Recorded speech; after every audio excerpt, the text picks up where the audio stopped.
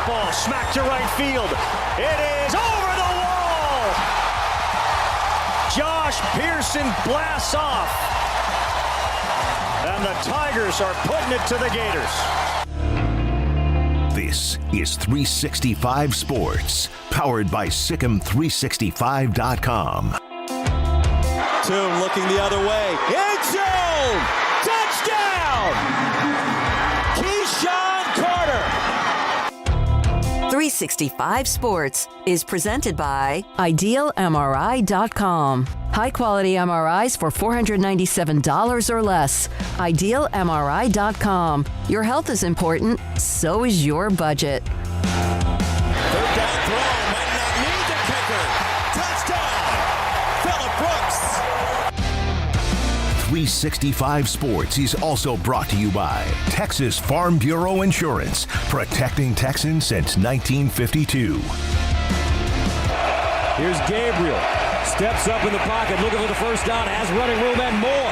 Gabriel down the sideline, burst of speed at the 20, cuts it back. Dylan Gabriel, touchdown! Have you subscribed to our YouTube channel? Search 365 Sports on YouTube. Brought to you by TFNB, your bank for life. Hall to the outside, touchdown! Cody Epps. Now here's David Smoak, Paul Catalina, and Craig Smoak. We are locked up and loaded today. Kevin Clark, the ringer, in about 20 minutes. Former Cincinnati Bearcats receiver Jim Kelly, who is their color analyst for football. Also today, Mack Rhoades, Baylor AD at 4:20. We'll also hear from Tom Holmoe, the athletic director, at Brigham Young. Former defensive back, played with the 49ers. And then Dan Luss, sports law attorney. We haven't had him on in a while on the San Diego State Mountain West, and also his thoughts as well on the NCAA trying to tell state law or teams within states what to do. Paul's top five, all of that available. Everybody's here today. Craig Smoak, Paul Catalina, and I'm David Smoak. Let's start with this. The Big 12 has released the schedule of guests. Those are the teams on the first day, which is Wednesday, July the 12th. There you see it with Baylor, Brigham Young, Houston, also TCU, Oklahoma State, Kansas, and UT. It is split over the 2 days like it always is. So that's day one. And then you move into day two with Cincinnati, UCF. Obviously, there's Iowa State, there's Texas Tech, Oklahoma, Kansas State, the defending champions, and then West Virginia. So the media days, not just the coaches, that's obvious, but the players are also now known. That will be July 12th and 13th. I'm surprised at the sheer number that some people are bringing to media days. Now, I guess if you're UCF, you want to roll out as many people as you can. A couple years, you've had like two players from certain universities. But yeah, this is interesting. I mean, it's a new day for the Big 12, and they're teams are showing up big for that first time out there. Curious to hear from the two departing schools one last time, and as much as we can from the new guys. Yeah, I mean, I'm interested to know what the media day plans are after this year. Post Texas and Oklahoma, are they still renting out AT&T Stadium? Do they decide to go to somewhere that's a little bit more cozy? Just because that's going to be like 50 media members that are suddenly not appearing every year between those two schools. Mm-hmm. I mean, give or take. I mean, they bring pretty large groups of guys and gals to their media day contingent. So, that's going to be fun to see and check out, what everybody has to say and what all the storylines are and all of that one final time from, their perspective, and one final time with, the rest of the teams that are going to be around them this last go round, and then, also the new four. So there's just a wide mix of, teams and where they are and what's going on and, what to expect. But, for Baylor, it's an interesting group in particular. I mean, bringing Blake Shapen, they wouldn't always typically do that. But, yeah, I kind of think at this point is like stop protecting him. Throw him out there and let him sink or swim. It's time. He's got to be able to handle what all starting quarterbacks have to handle. That includes media. I think he did a better job with it last year. But I like the idea that they're not going to, let's avoid him having to talk about, struggles or avoid him having to not answer. Like, no, throw him out there and let him, flail or fly. And so good to see him on there. I think if you've got a quarterback, you're probably bringing him. Now, although, TCU's not bringing Chandler Morris, Oak State's not bringing Alan Bowman.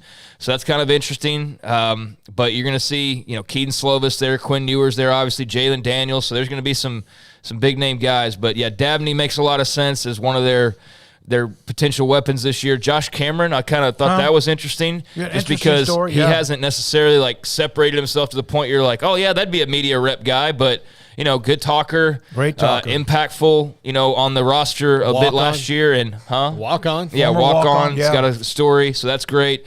Josh Cameron was a nice surprise. TJ Franklin, that's probably the biggest no-brainer on this list, how long he's been around at this point. And then Mike Smith Jr., their new linebacker from Liberty, I thought was interesting to note as well. Does that say something, you think? Or just the fact I don't know. I think maybe haven't heard enough from him. Maybe he's a good talker. Maybe he's one of their leaders on defense. We don't really know that because we haven't been around him much, but now we will get that opportunity. And I'm sure there's, some versions of Mike Smith or Josh Cameron for these other teams that, we're just not as hyper aware of. But yeah, it's an interesting group, interesting mix of guys, and looking forward to seeing what they have to say. I'm very curious for Keaton Slovis.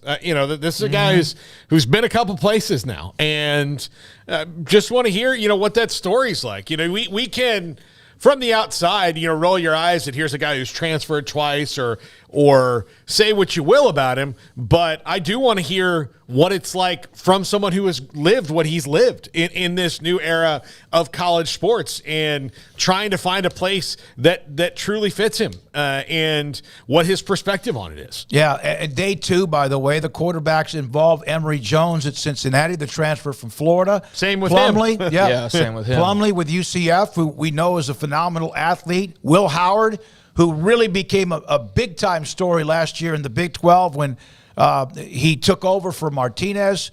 And then Dylan Gabriel, who was there last year. Tyler Shuck, who really had a fantastic finish for Texas Tech. In West Virginia, there's two offensive linemen, a defensive lineman, linebacker, and defensive back. But those are just some of the names we've thrown up the graphic. It's under at Big 12 Conference, by the way, if you want to, on Twitter. And speaking of the Big 12, again, the countdown for Saturday, midnight Friday. This is yet another note. This is constantly on the various feeds of those who cover Cincinnati, Houston, Brigham Young, and UCF. It's just added in the last couple of hours. This is from yesterday, the Big 12 Conference logo right outside the doors here that you see inside the football athletic conference. So, and thanks to Chris Pesman for joining us yesterday. He was money yesterday. There were a couple of things he mentioned about when they unveil pictures of part of what they're doing with the football offices, and a lot of folks who cover or watch or are fans of University of Houston went, whoa, because of that he dropped during the time he was on with us. So there's a couple of things with the Big 12. One quick note, this is not for anything particular, but just there have been 4 teams that have left the Big 12. The Nebraska, Colorado first, and then the A&M and Missouri second. This is not to suggest what Oklahoma and or Texas will do, but out of all of those schools, and nobody on that list has anything close to the pedigree of what Nebraska has, and we know how they have been and why they've been through coaching changes and a disaster. But A&M, despite even last year and despite some other disappointing seasons, 48-41, the only schools among those who have left that has a winning record in conference play. There's Missouri, that's kind of about where Nebraska is, and then, of course, Colorado, we know, has been a mess. One of the very few things that I remember saying that I was so dead on about in my long and storied sports talk career here was when A&M left and people would come up to me and go, well, what are they doing?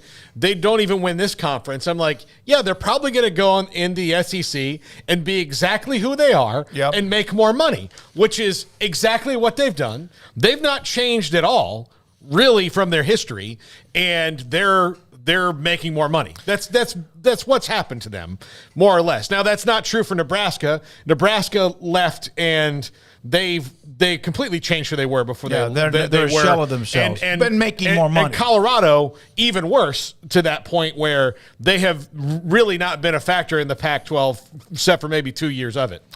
Yeah, I mean, the other day you weren't here, and somebody asked the question of, has anything really changed with A&M since they joined the SEC? And I thought about it for a second, and, I mean, Johnny won a Heisman, and that was cool.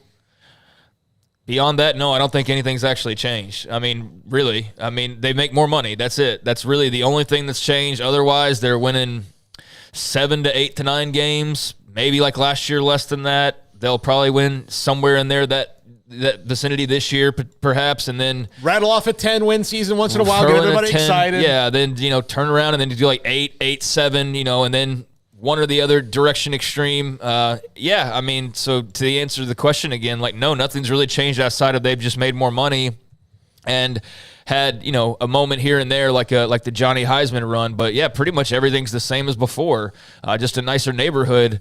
And then with Nebraska, same thing, except for they've just been worse than you thought that they would be throughout most of this entire time. Colorado, I mean, they're who they are, and that's why the Deion thing is so big, is to try and dig them out of this hole they dug for themselves over the last few years, where it's just not been a good brand of football. They had a little something going there for a while with like Steven Montez. They had some competitive teams, but they didn't follow up on that really well. They lost coaches, obviously, like Mel Tucker, leaves and so on and so forth. But, yeah, it's not been good sledding for them. And who was the other one? Nebraska, Colorado, A&M, and Missouri. And Missouri. Yeah, Missouri. They had won the SEC. They won the division their first year, did they not? I think, and that's about it, though. They've been kind of there. Yep. So that's kind of the way that it's going. Yeah, basically. All right, Garrett, do you have that available? Well, this is something to break down. By the way, we've got some news on, not news, but Jim Williams put this out there earlier today. Spoke to a high-ranking administrator for one of the Pac-12 four-corner schools. Remain optimistic they will get a media deal done. We've heard that 1,000 times. Keep the conference together. Having said that, this is again from the administrator to Jim, that we have spoken to Big 12 Conference in exploratory due diligence conversations. We've known that. Many have reported that. We've discussed that. Moving from one conference to another is no simple process. And to be frank, if we are considering changing memberships for exposure reasons, now this is the kicker. We need to see the number of games we will be getting on linear in advance. It makes no sense to move if we're getting less exposure than the 4 incoming schools. Here's 2 things, and I hope people don't take this wrong. None of those schools that I know of in the 4 corners are something that any conference has to have. It would be nice if that works out. Put that back up, Garrett, if you don't mind. But to sit there and say, we need to see the numbers, you need to see the numbers, first of all, in your own conference.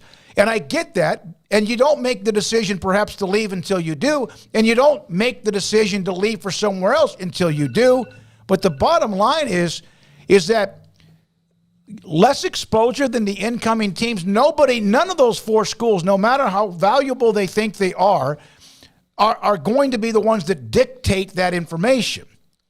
So, but that's from Jim Williams, from, again, media consultant, former network media CEO with us, advisor with us on the tweet right there. There's some pretty intelligent replies to this tweet, which is something that you don't often get to say about Twitter. But one of the things it says, if you're talking about all the linear that they have, well, the 4 corners would also open up that late night window that everybody talks about. So there's more linear than they would probably have in the Pac-12 based on what we're hearing right now. Not to mention the fact that one person even mentions that 60% of the Big 12 is on ESPN and their array of channels, and the other 40% is on Fox. Well, Fox also doesn't have a streaming service, and they're not starting one. So everything on Fox is going to be linear. So the fact that you'd be getting a game on Fox anyway, even if it's 1 or 2, is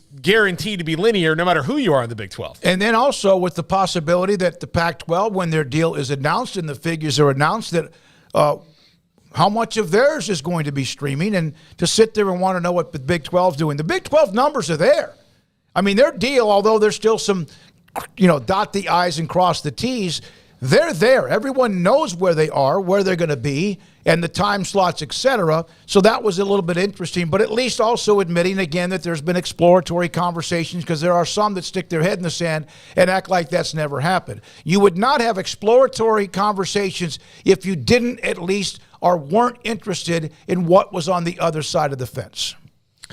Yeah, I mean, I think, they've got to do what's best for them. So, perhaps it's a positioning thing to try and get more, juice out of the squeeze. They don't have to go anywhere. I mean, you can, I don't know. So I think sometimes people act like they've got some gun to their head where it's like, you better make a decision, and it's like they could stay in the pack and not make as much money. But if they can talk to the Big 12 and ensure that they get a couple of things that are even better, then why would you not do that for yourself? So I don't take that as like, how dare they?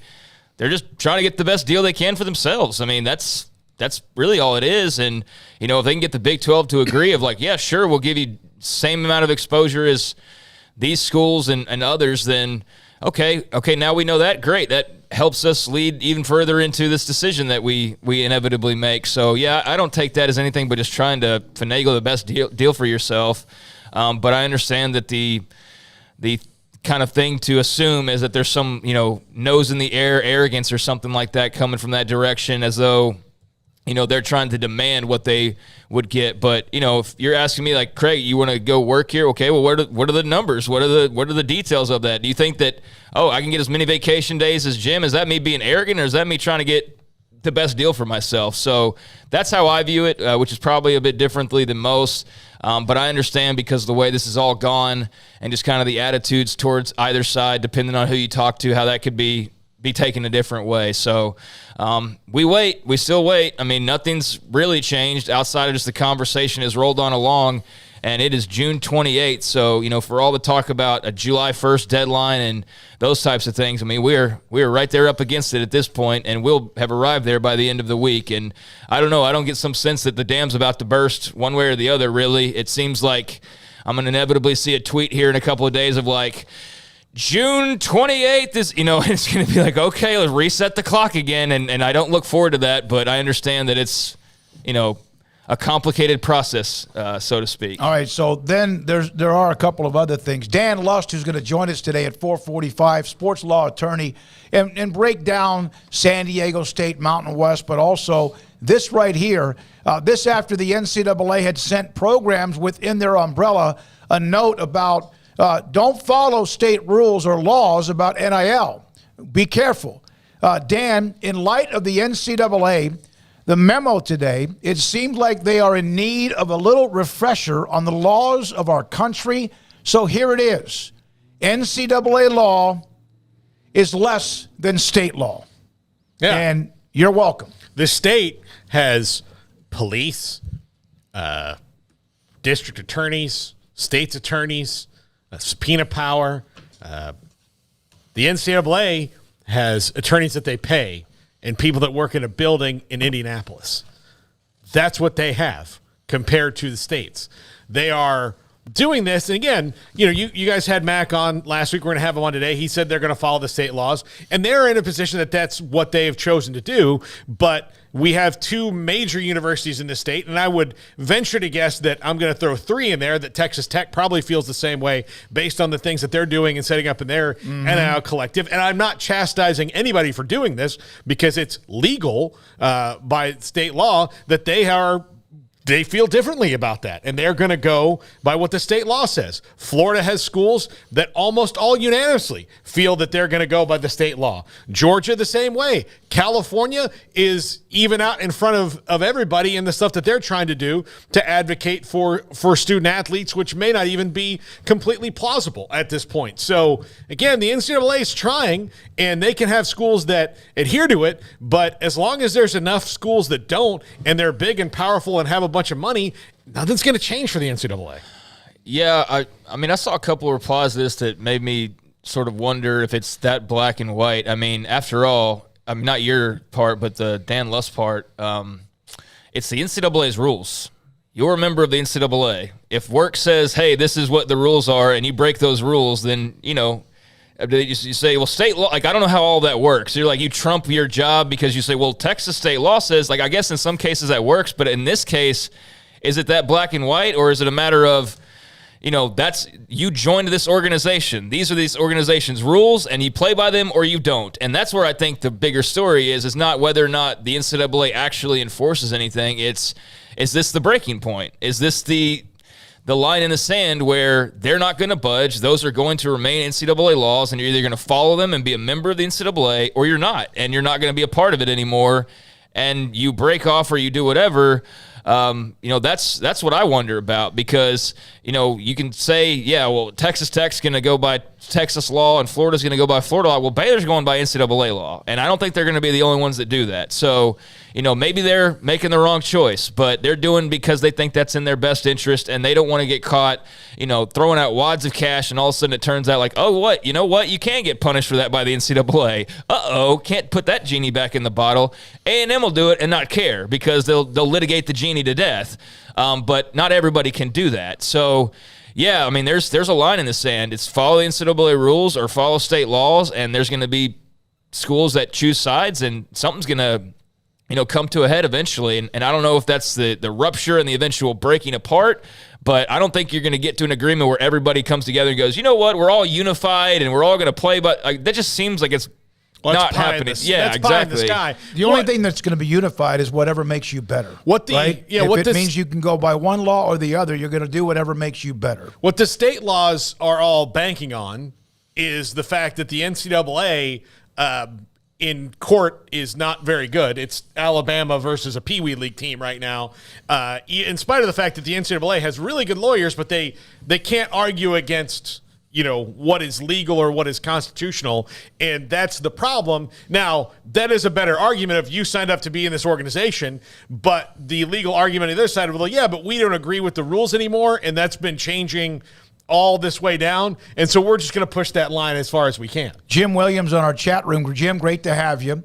Craig Smoak, that is just the way I took it. My source wanted to know what they were being offered, nothing other than what you said. What are you giving me if I move? Have a fun day, gang. And thank you, Jim, for jumping in the chat room as well to clarify the tweet that we put up as well. And then also, federal law is better than state law.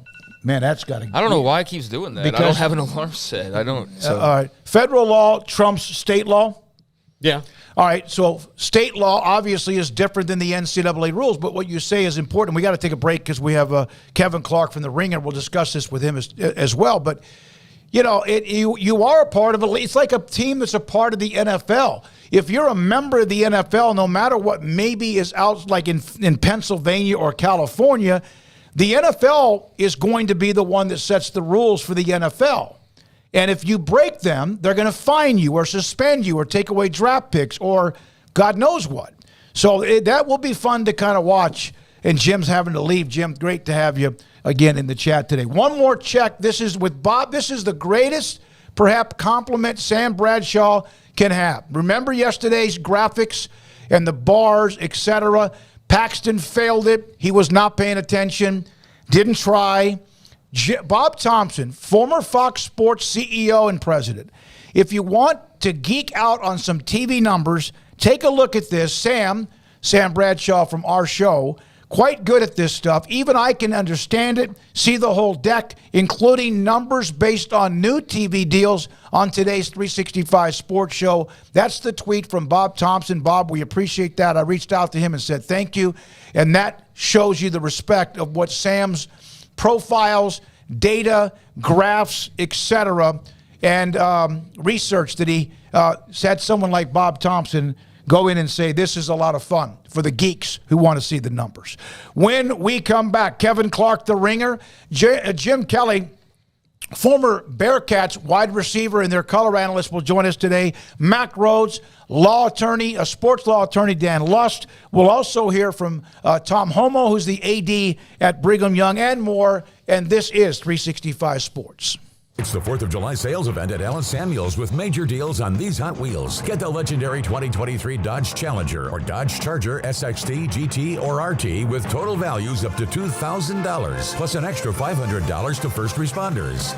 Pizza, burgers, and Bears football. There's no place around Waco that serves them all other than Bubba's 33. Come show your green and gold and enjoy some of Waco's best food and beverages while watching your favorite team, the Bears. When real Bears fans get hungry, Bubba's 33 is the #1 spot for ice-cold drinks, hand-stretched, stone-baked pizzas, and bacon-infused burgers. Join us for indoor or patio dining. Bubba's 33, Waco's restaurant and proud supporter of Baylor Bears football. Sick 'em, Bears. One size fits all. That may be all right for an adjustable belt or cheap sunglasses, but when it comes to your financial needs, no one wants a one-size-fits-all strategy. Ben Erlinson, your Edward Jones financial advisor, knows that his most important goals are yours. That's why he takes the time to understand your needs, knowing you. That's how Edward Jones makes sense of investing. Ben Erlinson, 100 North 6th Street in Waco, 254-759-8533. Edward Jones, member SIPC. Riverbend Liquor and Wine, Lakeshore Drive, North 19th Street, right behind the bank, is a hidden gem in Waco. If you're a fan of bourbon, especially local Texas bourbons, that's where you gotta go. Balcones, TX, Devil's River, whatever it is, they've got it. Riverbend Liquor and Wine, plus the best selection of craft beers in Waco, seasonally churned out throughout the year. Whether it's spring, summer, fall, or winter, Riverbend Liquor and Wine, best selection of craft beers, a speedy drive-through window, and excellent customer service. Find out more on Instagram or just go by and see them. Lakeshore Drive at North 19th Street behind the bank. Waco Custom Marketplace is your hometown grocery store with a full-service butcher shop and bakery. Hi, this is David Smoak. The butcher shop can take your customized orders for seafood, pork, and poultry and custom cut your favorite steaks from bacon-wrapped fillets to T-bone to bone-in ribeyes, cut specifically the way you want. They have Norwegian salmon fillets, catfish fillets, sliced ham or turkey and lunch meat, variety of cheese available, and several options of sausage links, fresh chicken breast or whole chickens, sliced bacon, pork chops, ground beef, marinated beef, and chicken fajitas, and always large briskets available, plus fresh vegetables. So the great product, customer service, and family tradition of the Bauer family continues at Waco Custom Marketplace, open Monday through Saturday. A full-service butcher shop and bakery available. Waco Custom Marketplace, 425 Lake Air Drive in Waco, or WacoCustomMarketplace.com.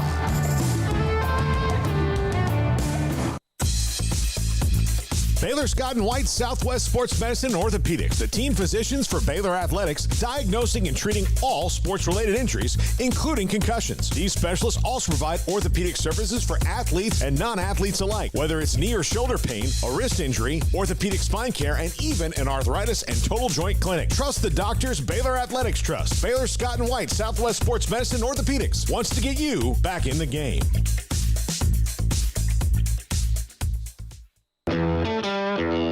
This is 365 Sports. The 3 o'clock hour is sponsored by Waco Custom Marketplace. Meats, sweets, Texas treats, and a cut above the rest. 425 Lake Air Drive, Waco. Kevin Clark, the Ringer. We've had Kevin on before. Always great to have him back with Craig Smoak, Paul Catalina. I'm David Smoak. Kevin, thank you very much. How was your vacation, by the way? Old, so we're just taking little mini vacations. No big, Europe or anything when you have a little one. So you just got to take the beach weekends when they come. By the way, we had Kevin scheduled for, I think, a later time today. Kevin, am I right, if you don't mind? And yet you have the little one, and there is a time that you just did not want to push the envelope on the availability. Is that right? That's right. We have a new babysitter. We're just it's a process. I'm trusting. I'm like a college coach this time of year. I'm just trusting the process. Yeah, it sounds like Mack Rhoades when he first arrived at Baylor. So, what are your thoughts with the NCAA telling schools, "Hey, no matter your state laws, you need to be careful because we're gonna enforce our rules"? I saw a great analysis of this the other day, as soon as it came out, where someone said not only do they think they're above the law, they've long felt they're above the law, they now think they are the law in the NCAA, which I think is a good way to put it. What's strange to me, guys, is it feels like the NCAA is going out of its way to set up things that they know will lose in the court. And I don't know if that's hubris. I don't know if that's just not thinking things through or just trying shots in the dark. I mean, I think at this point, courts and politicians are against the NCAA, and I think that they're kind of trying everything and just trying to see what works. And I've seen a couple people who cover this on a daily basis say the NCAA has no plan B if federal legislation fails. I think we're starting to see what the plan B is. It's just like a little bit of it's a little bit of flailing, frankly. And if you're a college football fan, and I certainly am, you should be very, very worried not about the future of the game, but what the NCAA thinks is the future of the game. Kevin, I mean, is this them maybe challenging, if you've got, the NCAA, not from their perspective, they're trying to stay together and stay in charge, but I don't think that schools like Texas A&M, Texas, Florida State, all the, anybody in California really is going to care what the NCAA says at all and is going to, like you said, push the envelope into it. Do you think they're going to be the forefront of starting the new organization? I think schools like having the NCAA because the NCAA is the one that has to pick up the lawyer bills and go to Congress and get sued in most cases. I don't think that schools want to set up a new kind of a new centralized thing where they take on maybe more risk as far as that goes. But if they have to, they will. If Charlie Baker, the new NCAA president, is going to act like this and have no new ideas and not solve any problems. And by the way, if you're a politician and you're in Texas, and Texas A&M and Texas have figured out how to use NIL. Looks like they're getting great recruiting classes. Why would you even want to get involved with federal or state legislation in any way hurts the Longhorns or the Aggies or Baylor or whomever? TCU obviously made the Natty last year. So I just think that we're going to see on a state-by-state basis. California, I think I remember the schools when NIL was first kind of introduced in California, the schools were very nervous about it. They said, wait a second, we can actually end up being the school that gives players the most money. And if there's a state, and it sounds like California is going to be leading here, that starts to share revenue, TV revenue. I think we're going to see a normalization of that in the next decade. And so I think eventually you're going to see, listen, if USC and UCLA are forced by law, and Cal and Stanford are forced by law to share TV revenue, and players there get $1 million if they're showing up, guess what? Those teams are going to win the national championship. And then immediately Texas and their politicians are going to look at that. And then Florida and their politicians are going to look at that. I think that we're getting to a point where schools know that they can do the best thing in their interest and get away with it. I thought that the most alarming thing in the language yesterday that I saw on Nicole Auerbach's Twitter feed was they said, well, this is a voluntary organization. You guys are here voluntarily. I wouldn't be reminding schools that this is a voluntary thing because at some point they're going to say, you know what, this is not in our best interest to be here. We're just going to leave it to their own thing. Yeah, that's a great point because we've heard about that possibility as time will move forward. Kevin, there is so much right now with NIL, NLI, and then, of course, whatever else, the transfer portal. But there still seems to be the 800-pound gorilla in people waiting for what is the next line of, I guess, action when it comes to realignment. The Pac-12 is hoping sometime here in the next week or 3 or 4 to have a TV deal. What are you hearing about that? We've tried to discuss it as much as possible because it could affect the Big 12 and elsewhere. What are you hearing? What do you expect to happen? I don't think people in the industry have any idea. And you hear all sorts of different rumors. You've seen all sorts of different reports. Say what you will about the Big 12 and their health and their viability going forward in the Super Conference era, but they're in a heck of a better position than the Pac-12 or whatever the Pac ends up being, whether they lose or add teams in the next couple of years. I think Yormark played it really well, getting those deals done early. I think that a couple of issues here, just talking about it with people in the industry, one of them is that, time zone wise, it's really tough for networks to commit to night games, for instance, with the West Coast teams. There's just a couple of different issues. And the other thing is you just don't have marquee teams out there. And I think that there's a lot of, just from kind of reading the tea leaves, I think a lot of people are worried. I don't think it's imminent, but worried that Washington and Oregon could be next as far as Big Ten poaching goes. That's something to watch. And what happens if you whittle it down and you're just looking at a handful of schools? What if the four corner schools depart and go to the Big 12? There's just so many externalities with the Pac-12 where I'd be very, very, very nervous. The other thing I think anybody needs to guard against now is signing anything that keeps them somewhere long-term in the Super Conference era. I don't think there's any bigger group that regrets what they've signed than the top of the ACC. Clemson, Florida State, Miami, North Carolina. They can't get out until 2035, 2036. And then if they do, it's contractually, it is a nightmare as far as how much they're going to have to pay, the kind of revenue they're going to give up, the media rights they're going to have to give up. It's crazy. And so I think flexibility, and it's only homeless guys. I cover the NFL mostly, and NFL players have started to realize that 2 and 3 year flexible deals are the way to make the most money. If I'm in school right now and I'm not locked into a super conference, you almost want to be kind of a flexible, short-term deal, see what happens in 3 years kind of thing. And if I'm a Pac-12 school, guys, I'm looking very seriously at what can help me until the super conferences are fully formed. Kevin Clark, again, the Ringer with us on 365 Sports and with us on many things. Now, I know you also cover the NFL. What are your thoughts? What is the Aaron Rodgers to the Jets, the Bills and Stephon Diggs, and they kind of apparently got through that or whatever? What to you, now that we're about a month away from training camps, has been the biggest story in the NFL right now? I mean, Rodgers to the Jets is A1.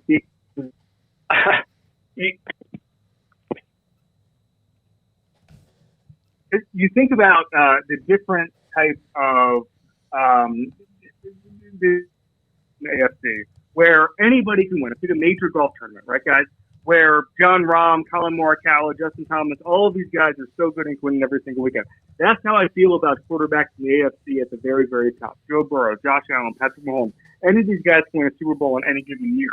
I think it's really important to know that health will play a part of that. Luck, just a couple of B-plus players having A-plus years, that kind of thing. But when you're talking about a defense in New York, that reminds me a little bit of Tampa Bay a couple years ago when Tom Brady got there. And it's a fast defense. It's a young defense. You have weapons. As obviously Mike Evans was that in Tampa. In New York, obviously having a young core and then a running back is really special, I think. An offensive line is going to be better. The ceiling on that Jets team is incredibly high. And I'm just intrigued to see, A, where that goes. B, Rodgers, I think he's going to love the New York media market. I mean, people say, he's going to hate the New York media. He's going to love the New York media because he loves every one of his comments being blown up and construed, and then he gets to correct the record. He likes to argue balls and strikes. Like, he's going to thrive in the New York media market. And so it's the biggest thing for me. I was actually earlier today on a Buffalo Bills website show, and they were asking me what happens if on that first Monday night, the Bills and the Jets are playing, and the Jets go out to a 2-touchdown, 3-touchdown lead. Does the entire air come out of New York and that franchise and that building? And I'm intrigued to see what that is because it's been a long time since the Jets had expectations. And what happens if Jets fans talk themselves into the Super Bowl and then maybe there's a rough September, maybe there's a rough first 6 weeks. Remember that happened in Tampa Bay, where it took them a while to get chemistry, and they didn't really have it until the playoffs. So I think there's just so many more questions and answers with the Jets, and that's why I think it's by far the most compelling thing. Kevin, the NFC, though, like if you're, who's the best quarterback in that conference? There's wide open for debate. I mean, right now it's probably Jalen Hurts, but if you're almost anybody else, you've got to feel like there's some breathing room now that Rodgers is gone, and Brady too, same year. If you're an AFC team, I think you think long and hard if you want to make those extra couple free agent signings, extra couple trades, maybe kick the can back with draft picks, whatever, right? If you're an NFC team, I'm accelerating because exactly like you said, Jalen Hurts is probably the best quarterback and one of the best players in the conference. But it is so different to be an NFC team right now because the Niners might be the second best team in that conference with Sam Darnold and Brock Purdy and Trey Lance, who nobody even wants to trade for if you believe the insiders, which I certainly do. And so I don't really know where this goes. I think the Cowboys are really well positioned with that roster. I'm not a huge Mike McCarthy fan, but I know that I think probably the offense will be a little more aligned. I think that they want to turn the keys over to defense a little bit, which I think is important. They have, who has a deeper group of blue chip players in that conference outside Philadelphia than Dallas right now? And so I think that's something to watch. Again, it's a shame that Dallas probably not going to win the division. Probably won't get a home playoff game. Probably can't make a deep playoff run. Seattle is in that mix. We had Albert Breer on our football show this morning, and he said that people around the league, they're comparing the Seattle roster now to the Seattle roster in 2013, 2014, when everybody kind of slept on it. Nobody really knew what kind of talent they had there. I think you're seeing a couple of teams just sort of opt out. I think the Rams are just kind of done for this year. They're going to take a hard reset and see what they have and take their medicine from a salary cap standpoint. The entire NFC South is pretty much a wash. There's a couple teams with elite units, like the Commanders, that just have no chance because of the offensive side of the ball. The Giants are kind of smoke and mirrors. So the Vikings were smoke and mirrors last year. So there's not a lot of contenders right now in the NFC. And I think that sort of third best, fourth best team in the NFC is wide open. And if I could go for it, I would. Hey, Kevin, thank you very much. Appreciate it. Go take care of the little one. Appreciate your time, and thanks for being a part of the show. Thanks, guys. Kevin Clark, the Ringer, with us on 365 Sports. Around the corner, he played wide receiver with the Bearcats at the University of Cincinnati. He is their football color analyst. As we count down to 4 schools officially joining the Big 12 at midnight on Friday, Jim Kelly, he's next. This is 365 Sports. IdealMRI.com, it's a family business. Dr. Rob Maxey, one of the partners, and what they have developed in Central Texas, especially with the cost of health care, has never been more important because it is, of course, growing. It's getting higher. It's part of what the business is. Significant illnesses and injuries occur, and that's why when that happens and you need an MRI, Ideal MRI is open for you to serve you through difficult times, whether it's because of the injury and or because of the cost of an MRI. But their cost is set, $497, never more. It can be less. The average is $1,100, so you do the math. It makes a lot of sense. Ideal MRI with a state-of-the-art technology MRI machine. It is a phenomenal place to make you feel comfortable in a position where you know you're nervous about a torn ligament or a muscle that's shredded or maybe something worse. It's IdealMRI.com in the Central Texas marketplace in Waco. In our logo and advertising, we say we are people that you can count on. What does that mean? It starts with providing a quality vehicle and quality service at a fair price. But it also means we do what we say we will do, and we treat people fairly with respect. It starts by hiring great people, good local folks who work hard with a caring attitude. Our employees are the real reason we are people that you can count on. Put us to the test and see for yourself that at Richard Carr Motors, we are people you can count on. Waco Custom Marketplace is your hometown grocery store with a full-service butcher shop and bakery. Hi, this is David Smoak. The butcher shop can take your customized orders for seafood, pork, and poultry and custom cut your favorite steaks from bacon wrap fillets to T-bone to bone-in ribeyes, cut specifically the way you want. They have Norwegian salmon fillets, catfish fillets, sliced ham or turkey and lunch meat, variety of cheese available, and several options of sausage links, fresh chicken breast or whole chickens, sliced bacon, pork chops, ground beef, marinated beef, and chicken fajitas, and always large briskets available, plus fresh vegetables. So the great product, customer service, and family tradition of the Bauer family continues at Waco Custom Marketplace, open Monday through Saturday. A full-service butcher shop and bakery available. Waco Custom Marketplace, 425 Lake Air Drive in Waco, or WacoCustomMarketplace.com. Baylor Scott & White Southwest Sports Medicine and Orthopedics, the team physicians for Baylor Athletics, diagnosing and treating all sports-related injuries, including concussions. These specialists also provide orthopedic services for athletes and non-athletes alike, whether it's knee or shoulder pain, a wrist injury, orthopedic spine care, and even an arthritis and total joint clinic. Trust the doctors Baylor Athletics trust. Baylor Scott & White Southwest Sports Medicine and Orthopedics wants to get you back in the game. There are 20 26 letters in the alphabet, over 600,000 words in the dictionary, and just 3 of them said together can change everything. Let's order pizza.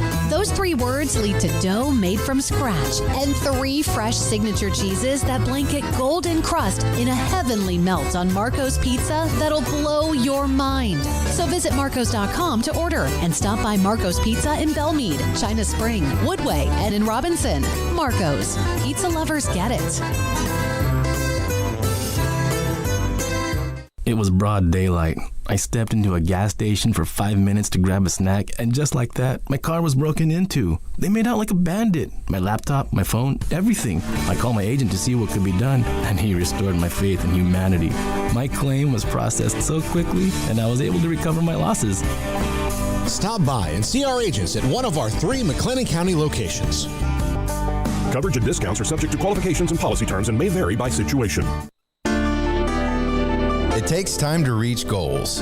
It's a truth that applies to more than sports. It goes for your financial goals as well. You work hard for your money, and you deserve an investment strategy that lines up with your game plan. And Chuck Verno, your Edward Jones financial advisor, can help. If financial investments aren't putting forth the effort you desire, stop by today for a financial review. Chuck Verno, 720 North 64th Street in Waco, 254-732-1161. Edward Jones, member SIPC. This is 365 Sports. Text us at 254-339-1122. The text line is sponsored by Riverbend Liquor and Wine, with the most extensive variety of craft beer in Waco. A hidden gem on Lakeshore Drive and 19th Street. Jim Kelly, former Cincinnati Bearcats wide receiver, very decorated during his time when he played with the Bearcats, and color analyst as well. And he joins us with Craig Smoak, Paul Catalina, David Smoak on 365 Sports. Jim, thank you very much. There are countdowns to the Big 12 official entry at midnight on Friday. Can you kind of feel that within the program? Yeah, sure can, David. Thanks for having me. And that countdown is certainly underway here. They've called it Day 1 Ready here, and it's been going on for a while, and they are marking it with a big festive occasion at one of the local breweries here that will take place all day Friday. Actually starts at noon and will culminate at the stroke of midnight when the University of Cincinnati is officially in the Big 12 Conference. Jim, 2 years ago, had this move been made, I think the unanimous would have obvious, which team is the most ready to be in the Big 12, and it would have been Cincinnati. Now, they've gone through a coaching change. There's different things going on. How ready do you feel they are to compete this year with what is the most change in the roster they've probably had in the last 5 or 6 years? Yeah, there's no doubt about that. I believe, and I think I read this a few times, that they are the only school in the Big 12 even that had a coaching change. And quite honestly, as you stated, 2 years ago, and making it to the to the college football playoffs, it was one of the top 4 teams in the country. They were there, and they certainly could have competed in that league. And that doesn't mean they can't this year, but your point's well taken. And honestly, the coaching change at Cincinnati couldn't have come at a worse time. I don't think anybody thought Luke Fickell would stay forever, but the fact that he was there 6 years and they were moving to a Power 5 conference, in this case, the Big 12, a very good football conference, I don't think people thought he would leave. Last year was not a good year. They had lost a lot of talent off of that college football playoff squad, although they weren't bad last year. But then when the coaching change took place, and we all know what happens then, you get some defections, the transfer portal, some of the kids went with Coach Fickell, others went elsewhere. And Scott Satterfield, who's the new coach, came in from Louisville and previous had been at Appalachian State, and certainly brings a good reputation with him. But 15 spring practices is what they were able to have, and losing literally 25-30% of the roster and bringing in 25-30% new people, it's really, really hard. So the short answer to my long rambling answer would be, I don't know how ready they're going to be. Do I think they can be there? Yes. Will it take maybe a year or two? I believe it might. I think they certainly are going to put a good football team on the field, but are they the caliber where they were 2 years ago? No, they're not right now, but they're heading in that direction. They've made some huge strides already in the recruiting and through the transfer portal. But the problem there is, you're putting those pieces together as you're getting ready to play your first couple of games. So we'll see how that goes. They certainly have some talent, but they've got a little ways to go as well.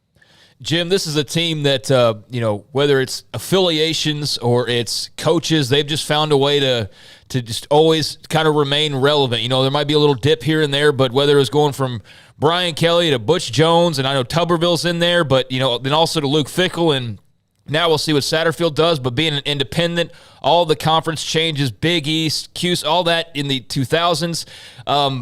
What's it like for a Cincinnati fan to see them settling into the Big 12 conference? Is it a big deal? Is it an important deal? Or is it just kind of the way things have been for the last 20 years? Well, first of all, it is a big deal. There's been no secret that everybody thinks that's where, college football is going. It will be the big conferences only. And they were very, very close to being put into the Big 12 a few years back when the Big East disintegrated. And actually had an opportunity to go to the ACC. And the president of the university at the time felt like he wanted to save the Big East, and it worked out to people like Louisville's advantage, Syracuse's advantage, Pittsburgh's advantage when they all went to the ACC when the Big East imploded. But then they had an opportunity to dance with the Big 12 a few years back. That just at the 11th hour got put on hold. So it is a big deal that they're in. I can't tell you how excited the city is for it. It's a little scary only because of what we just talked about, that this would not certainly be their best team, or at least at this point on paper, it's not. But, this is a big deal. And I think everybody's excited about having the likes of Oklahoma, Baylor coming to town this year, heading to Oklahoma State. Some of the teams, UCF, Houston, they've been in the American Conference with us for a long time. And certainly, they're no strangers. Same with BYU. They haven't been in the league with us, but we've played them.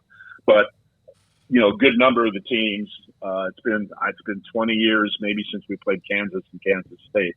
So there's some excitement there. There really is. And it is big-time football. It's a big conference. Not that the AAC didn't have its, particularly at the top end, didn't have its good football teams.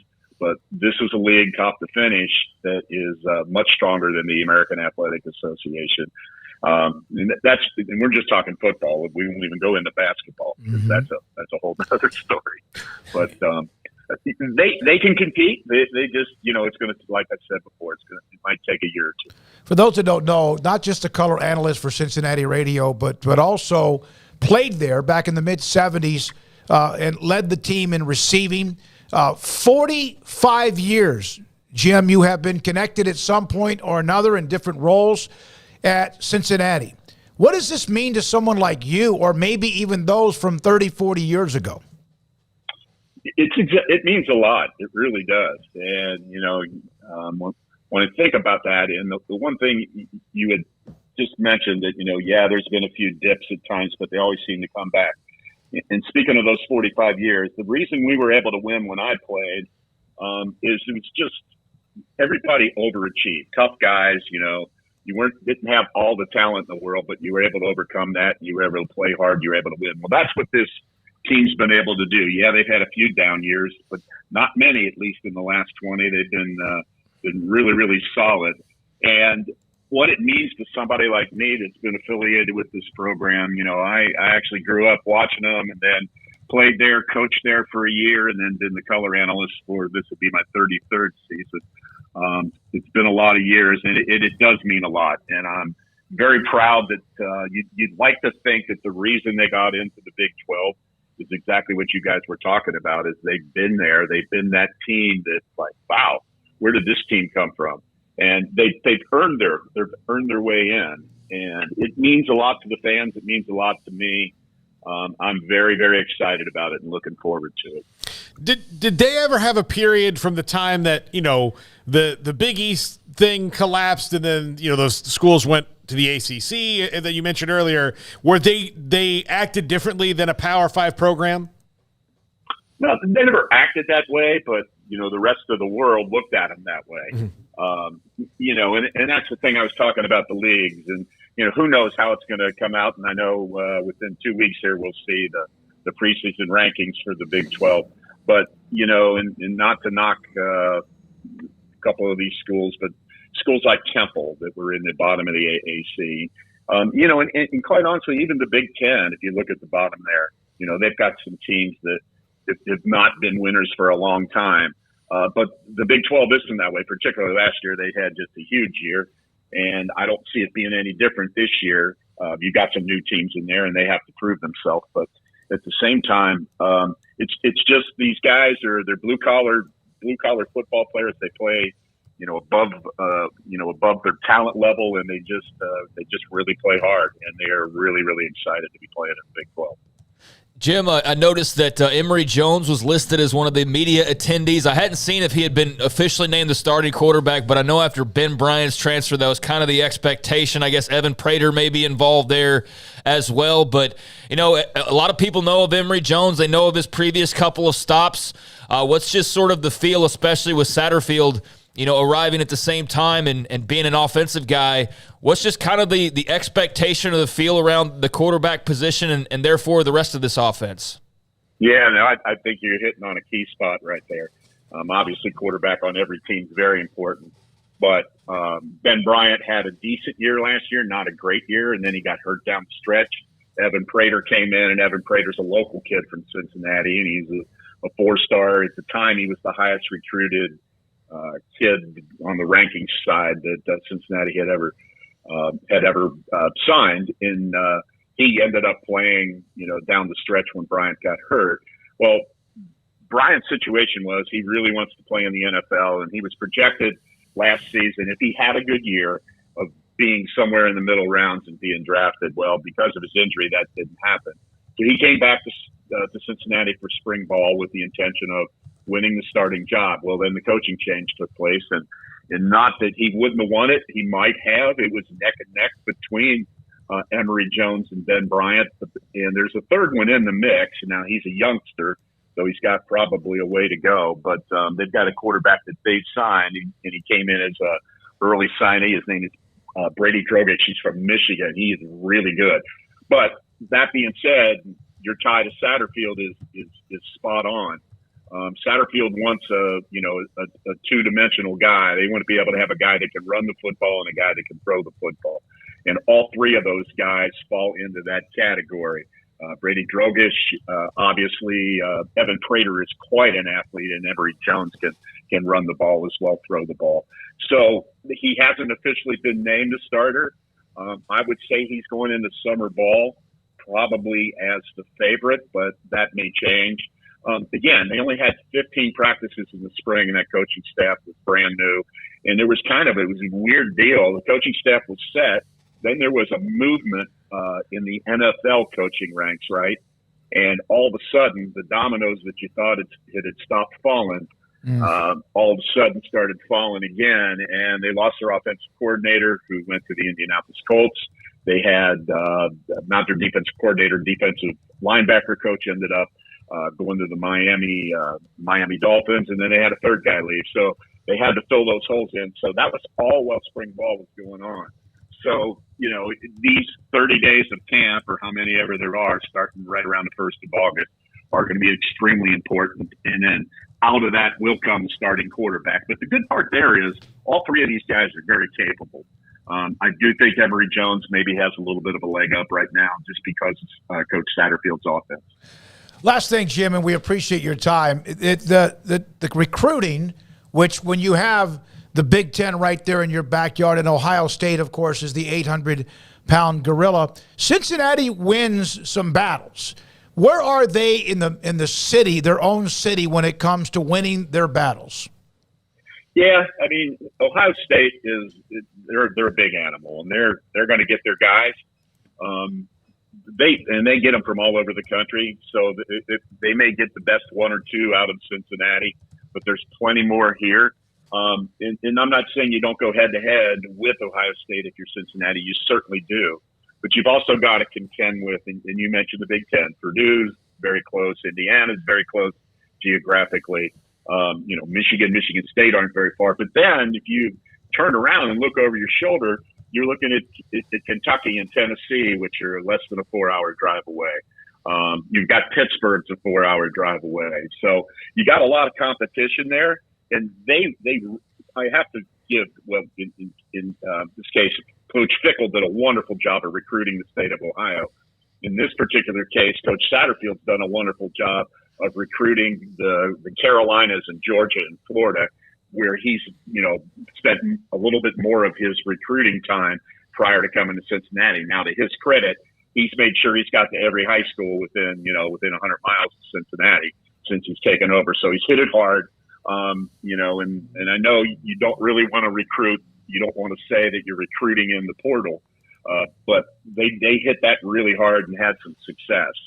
They lost their entire wide receiver room last year, and I mean everybody. So three of them got drafted. The fourth one went as a free agent. Then the rest of them transferred. But they have put together through the portal and through just incoming freshmen a really good wide receiver room. Now those freshmen that are going to be here, as 18-year-olds probably aren't going to make a big difference, but the portal guys that they've been able to get, they've got guys that were at Florida, at Louisville, at Miami of Florida, places like that. So they've got good guys going, and they've done a great job. Obviously, that's not what they want to do. They want to be able to get high school kids 4 stars. Well, obviously 5 stars if they can, but 4 stars and really good 3-star kids. So they've done a great job. I think their with the last transfer, they were ranked 21st in the country in their recruiting class for the spring and summer. So they're doing okay.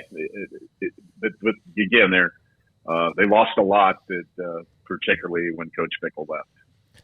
Jim, how exciting is it to play Pitt and also West Virginia, kind of reignite those rivalries after a few years away? Yeah, it's really exciting. West Virginia, and you guys know that in Big 12 country, a little bit until Cincinnati and South Florida got in there. Geographic was like, okay, how did this happen? Well, and it's a shame that we stopped playing them because, again, it's a 4.5-hour drive. It's not very far from here. So a lot of fans do go up there. Pittsburgh's even a little closer.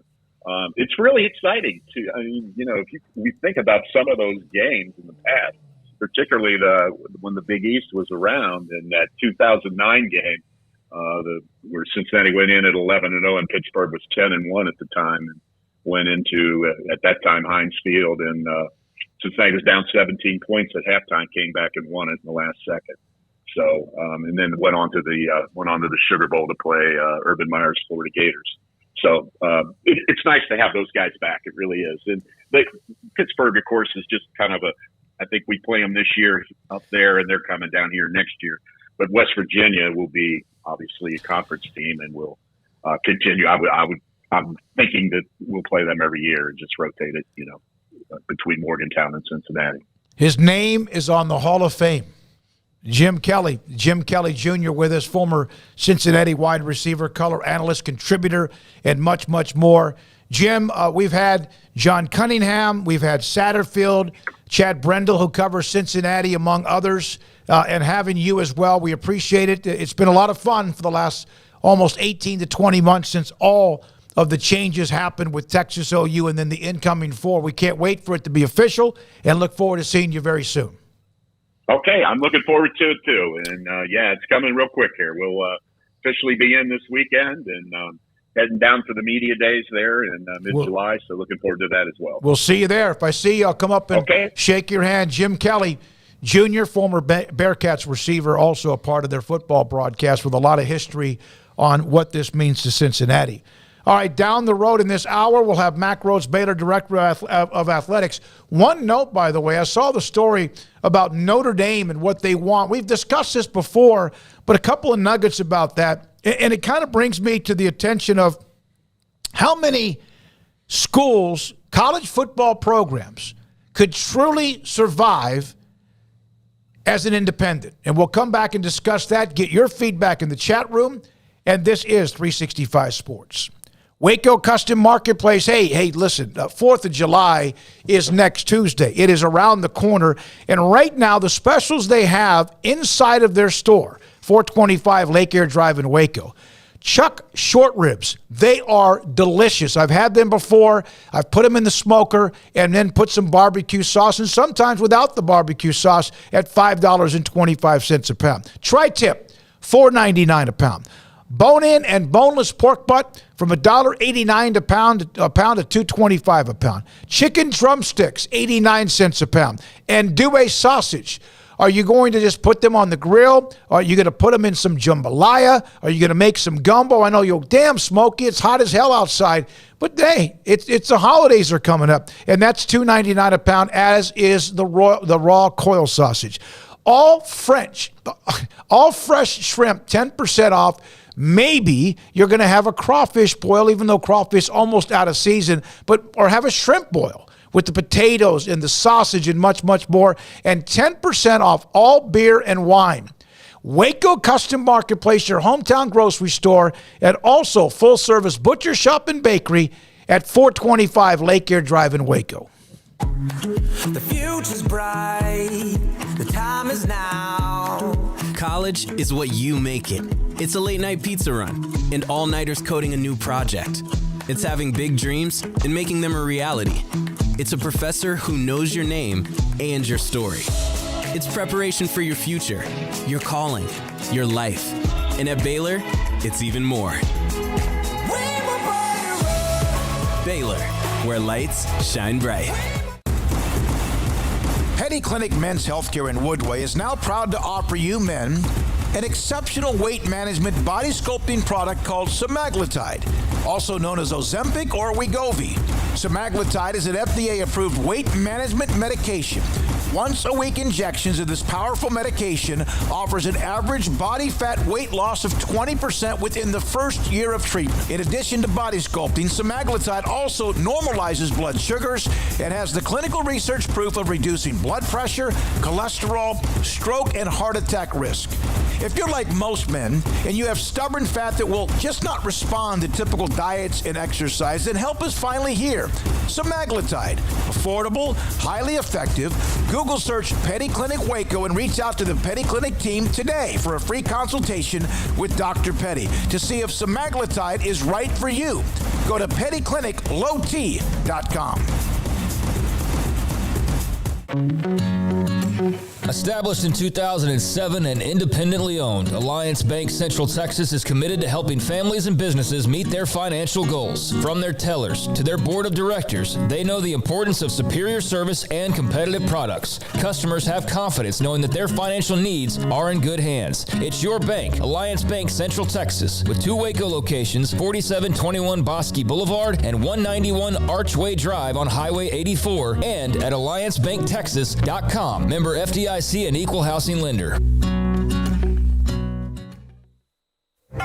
Boots add protection. Good boots help you climb better and move forward faster. And when your son or daughter steps into the boots of a U.S. Army officer, they also learn how to lead.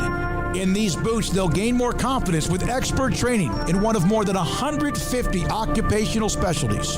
In these boots, they'll stand a little taller and lead a team with diverse backgrounds and areas of expertise to successfully accomplish whatever challenge comes next.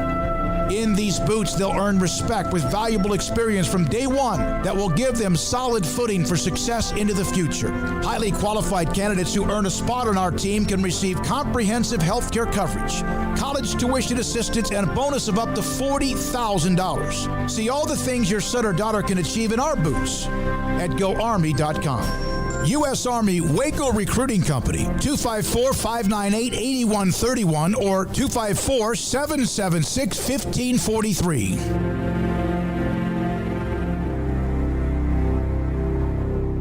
With so many companies and policies out there, it gets so confusing shopping for insurance, and I never know if I'm getting the policy that's right for me. Luckily, I met the team at the Niche Group Insurance Agency. With the Niche Group, you can go to one company and get access to coverage options from many insurance carriers, and you get to speak to a real person about your specific coverage needs. With the Niche Group, I know I'm getting the right coverage at the right price. If you need insurance, talk to the experts at the Niche Group at 1-800-258-8302. This is 365 Sports, powered by Sikkim365.com.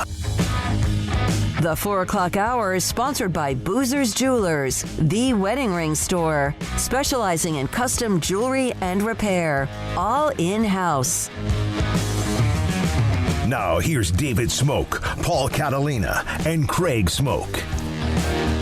Story today, Michael McCarthy and Amanda Kristovich on Notre Dame wants to triple its football media rights fees. Now, we have discussed this. It's been far enough back when Paul was not yet on vacation. Notre Dame seeking to triple its football rights to $65 or $75 million during the next cycle of negotiations. This is from Front Office Sports. But the Irish want that kind of money. If they do, they might have to give up what they cherish the most, and that is their independence. And I don't ever see them doing that until it affects whether or not they can win a national championship in football. Now, the question I have, and we can discuss that too, which schools, not just because there's an ego, but which schools in college athletics could truly be independent and survive? It can't be more than 3 to 5 to me. I don't know. I mean, we talked about before the show when you brought it up, just kicking around Texas, and they had their. I mean, they certainly have the economics around their program to give it a go, but it almost felt like they dipped their toe in the water with the Longhorn Network, and when it didn't work out, they went to a conference with more money. So even they, as big and as bad as they are financially, they couldn't do it. Notre Dame just built it in for so long that you really truly have to have a national fan base.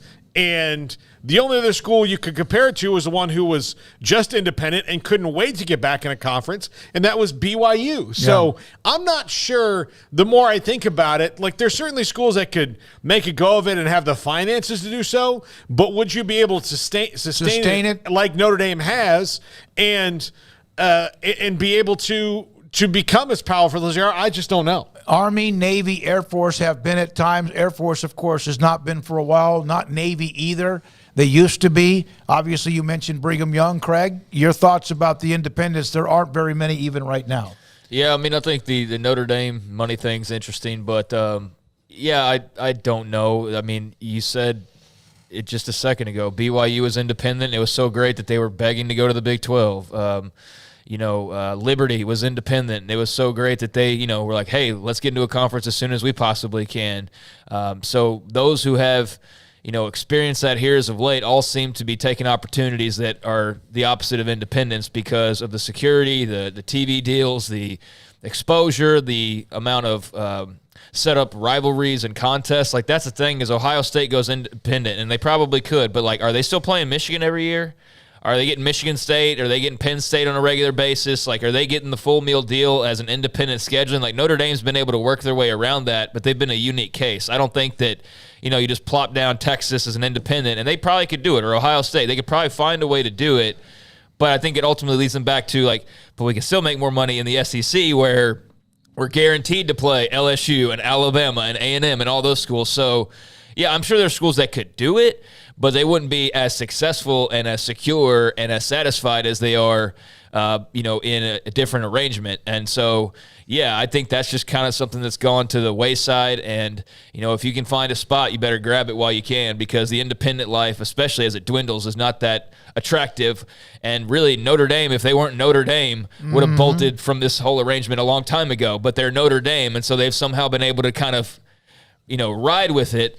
But there's been long talk about eventually them having no choice but to be forced into a situation like that. And so to hear, at least the ears are open and listening, or at least there's things being put out there publicly of what they want, I can see where people are reading into that and going, oh, is the time arriving where maybe they're going to have a fork in the road where they might have to make a decision? I lean towards, well, it's Notre Dame. They'll find a way to stay independent because it's just the benefits you get from being so unique. But with the money part of it, I don't know. I mean, if they're $70 million short versus being in the Big Ten, then that is something, no matter how rich you are, that you have to think about at some point. Not just one year, that's the next year. And the next year, they are attached to the ACC, and a lot of times there's the clarification needed. It used to be, I think they've been independent in everything, but then they attached themselves to the ACC, which has been good for both. Patrick Crakes, former Fox Sports executive, he's been one of our analysts, one of our consultants on all this realignment and television deals. My big picture thought is that Notre Dame will need a conference to support a 3-time bump long term. I think either the Big Ten or the SEC would do that. Also, don't rule out a third new conference in several years. A lot of assumptions are falling apart as pay TV bundle economics go flat.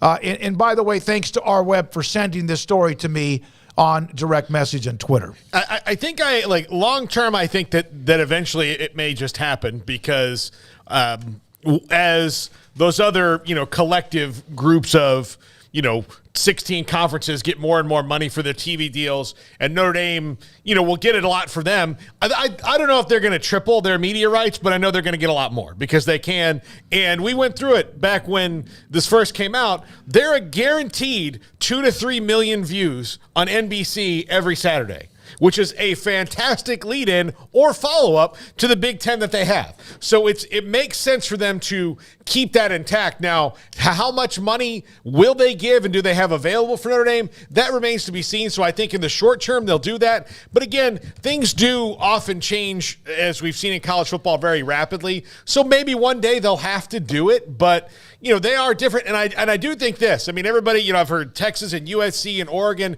and there's some that could, but I'll go back to what I said first. I don't think, as much as you may think about certain programs like USC and Texas and all that, that they truly have national fan bases in the same way that Notre Dame does. Notre Dame has a national fan base because because of their tie-in. They're a Catholic school. A worldwide fan base. They have a worldwide fan. They have that. The BYU had the same thing and couldn't make it. They couldn't wait to get in a conference. Notre Dame cherishes that independence. BYU made it, but it was time to move. And I've said this on the show before. I'll say it again. People, my dad used to say it all the time. Why is Notre Dame so popular? Because they have a recruiter in every town. Yeah, they do, and sometimes many recruiters in every town. That's not going to change for them. So they're always going to have that. And I think that's what makes them different than, yes, Texas is a gigantic fan base. Ohio State, gigantic fan base. USC has a really big fan base and all that. But are they truly into the places that Notre Dame is? No, they're not. Notre Dame is different because even if you're not a Notre Dame fan as a Catholic, it's kind of on your radar all the time. Even if you don't like them, you have 20 people in your life that love Notre Dame. It's always top of mind. I grew up that way. But I know that when I was growing up, it was the team that most people hated. If you weren't, you either loved Notre Dame or you wanted to see them lose. Now there might be 3 or 4 other schools around college athletics. That's Alabama.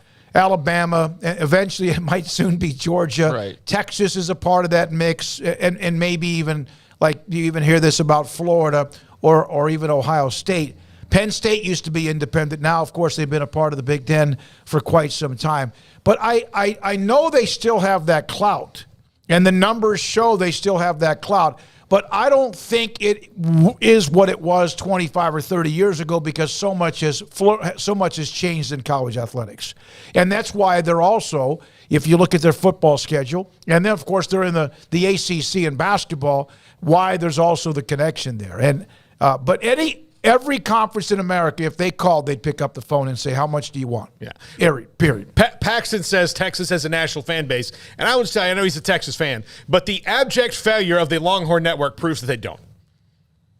They don't. They have a big fan base. How much was the failure, the distribution, and or was it the national I mean, it's ESPN's failure for believing Texas that people in Massachusetts gave a crap. But that was ESPN, not Texas. I mean, good for them. They made money. But the fact that if the Longhorn Network had worked the way that Texas wanted it to, the SEC wouldn't be necessary. Not the way Texas wanted it to, the way ESPN wanted it to. Everybody wanted it to. But Texas, it didn't. Texas was just counting the money. Yeah, but it didn't. It did not hurt them at all.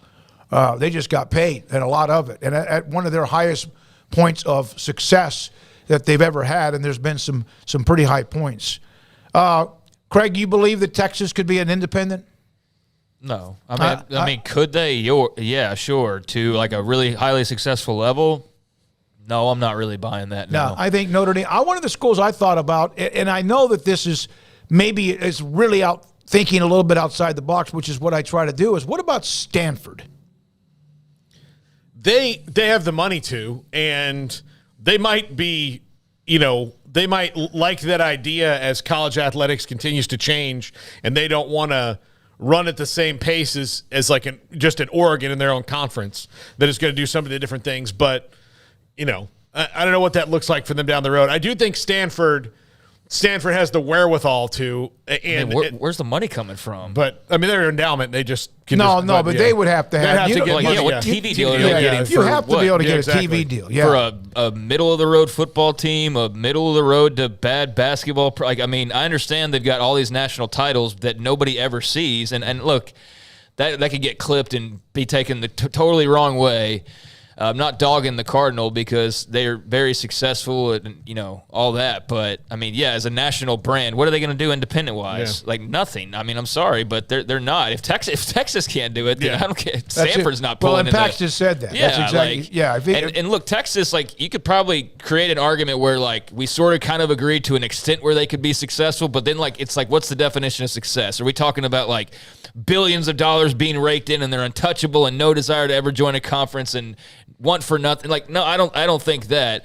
If Notre Dame is debating the issue, then everybody's debating the issue as an independent and whether or not they could be successful doing it. And if Notre Dame jumps to a conference at some point as a football school, then that should tell every school in America that's the route that everybody should be taking. By the way, this is something that we feel like perhaps we've had an intervention. Paxton and Kim, they don't agree on basically anything. Paxton says he agrees with Kim saying I agree with Paxton on Texas being a national brand. I don't think there's any doubt that UT has a national type brand, but it's nothing compared. No one has the same kind of national brand because of just the way it all sets up than Notre Dame. Because Ohio State has a national brand. Oklahoma has a national brand. They've been recruiting nationally before a lot of others started to. So, but the schools with national brands are what we also call the blue bloods. Blue bloods, exactly right. There's 20 Duke of them, in basketball, and 15 of them in whatever sport you want to look at, 15 to 20 at any given moment, and it's pretty much all the same. And depending on sport, there might be a couple caveats, like UConn's involved in basket, that kind of thing. Mm-hmm. But Texas is a blue blood, just like OU, Ohio State, Michigan, and all the rest.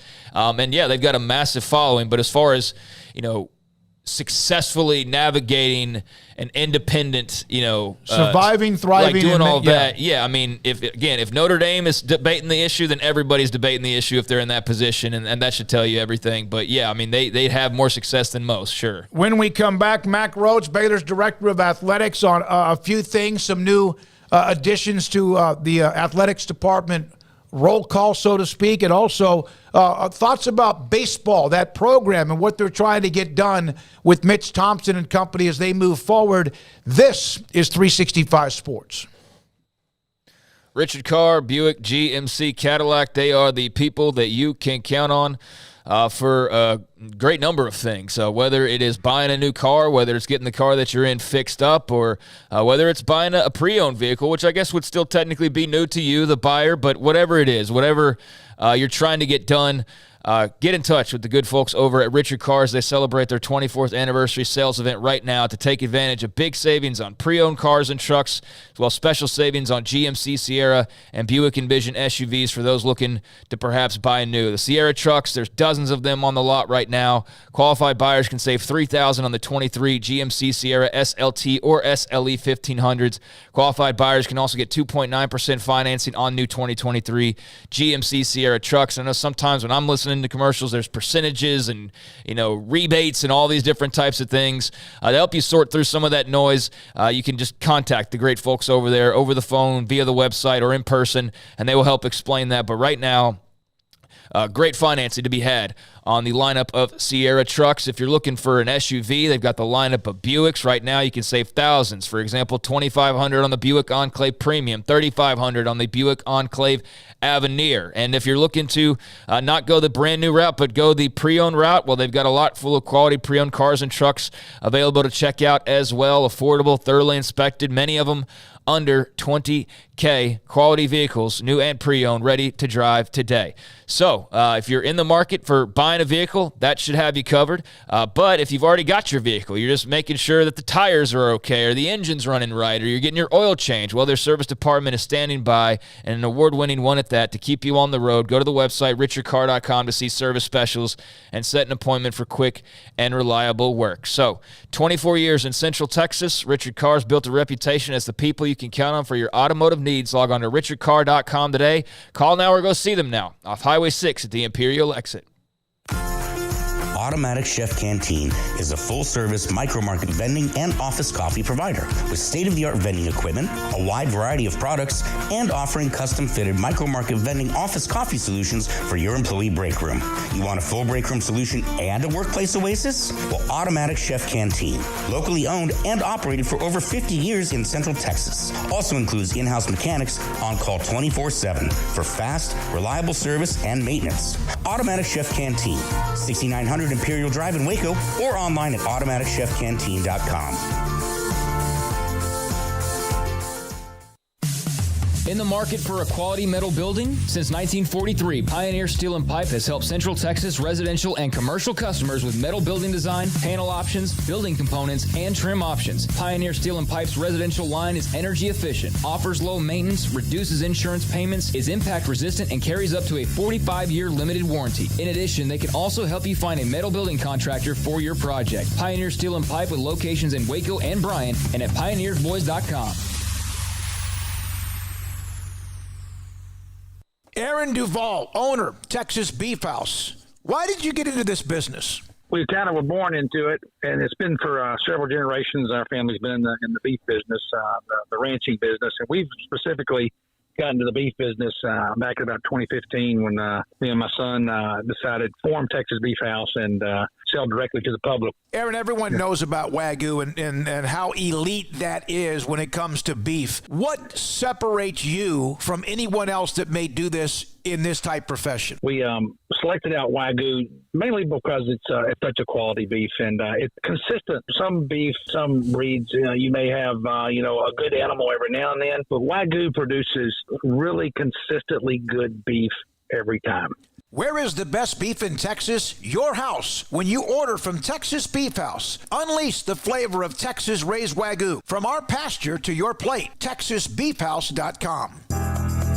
Riverbend Liquor and Wine, Lakeshore Drive, North 19th Street, right behind the bank, is a hidden gem in Waco. If you're a fan of bourbon, especially local Texas bourbons, that's where you gotta go. Balcones, TX, Devil's River, whatever it is, they've got it. Riverbend Liquor and Wine, plus the best selection of craft beers in Waco, seasonally churned out throughout the year. Whether it's spring, summer, fall, or winter, Riverbend Liquor and Wine, best selection of craft beers, a speedy drive-through window, and excellent customer service. Find out more on Instagram or just go by and see them. Lakeshore Drive at North 19th Street behind the bank. Waco Regional Tennis and Fitness on Lakeshore Drive is premier, elite, life-changing experience where you can change your mind, body, and soul. Waco Regional Tennis and Fitness offers over 40 group exercise classes each week, including boot camp, indoor cycling, and more. If you haven't been there in quite some time, you're missing out on the improvements for our members. New flooring in the weight room and locker rooms, new paint and mirrors added in the weight room and group exercise room, with more new machines arriving over the next few months. New free weights, weight machines, TRX, rowing machines, stationary bikes, new treadmills, new elliptical machines on spacious weight room floor. Personal training with Christy London, Randall Corley, and Alex Botch, where you will be encouraged and motivated to grow. There's sauna, whirlpool, tanning bed, and kids club. The amenities are great. 16 tennis courts plus an 1,100-seat stadium court, 8 pickleball courts, youth and adult tennis and pickleball lessons. Visit our website, wacotennis.com, or visit Waco Regional Tennis and Fitness on Lakeshore Drive in Waco.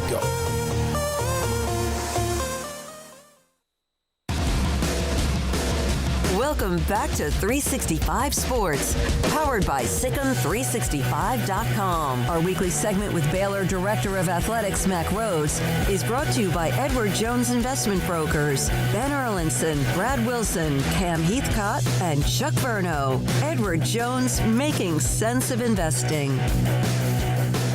Mack Rhoades, Baylor Director of Athletics, a lot to get to. Mack, I want to start with kind of a human interest story. I had a conversation a couple of weeks ago with Dennis Polian, and I know what he's been through, his health, his son's health, and he even actually posted a little bit about it on his Twitter feed about a week ago. But I want to tell you what he said about you and Dave Aranda and supporting him and making sure Baylor was there for him. I wanted to share that with you because he obviously had a very difficult start to this year. Yeah, he did, and him and his family are in our thoughts and prayers, and Dennis, his family, they're good people, and just praying for him, and as he goes through all that they're going through. You mentioned his son, and then shortly thereafter his diagnosis, and again, just praying for him, and again, good people, and praying for their road back to 100% health. So the last time we had you on, until you skipped town, the discussion was, we've discussed NIL with you. We've discussed NIL state laws, NCAA laws, and all that rules. But there was the discussion about baseball. And obviously they've had elite players leave, Trey Richardson, and then now Colby Branch, who's gone as well, who just, by the way, committed to Georgia. And I thought I kind of heard in your voice that stay tuned, we're working on this. Chad Jackson, Joe Vaughn, Mack Rhoades, or whatever. Is that something you're closer to be able to say what you're working on? Yeah, I appreciate you asking. First, and I think the Baylor family knows that baseball is really, really important to us. We have unbelievable tradition and history. Mitch, himself previously was certainly a big part of that, and knows and understands it as well as anybody. We play in a conference where baseball is really important.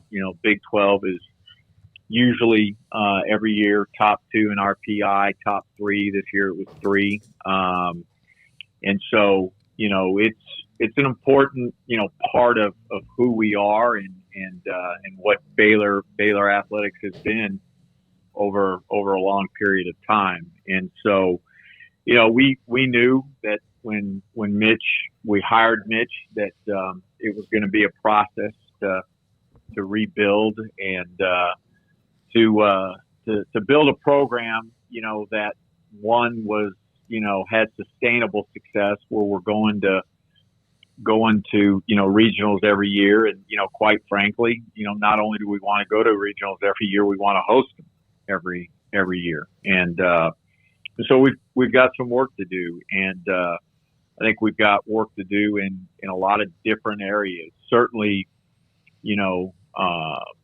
image, and likeness. Our facilities. We're behind our peers when you think about the student athlete aspect, the hitting, pavilion, indoor hitting facility, clubhouse, training room, video room, some of those things, right, that we need to catch up on. And, we've got a lot of projects going on. And so, we've been having to prioritize when you think about the Foster Pavilion in the Fudge, football development center.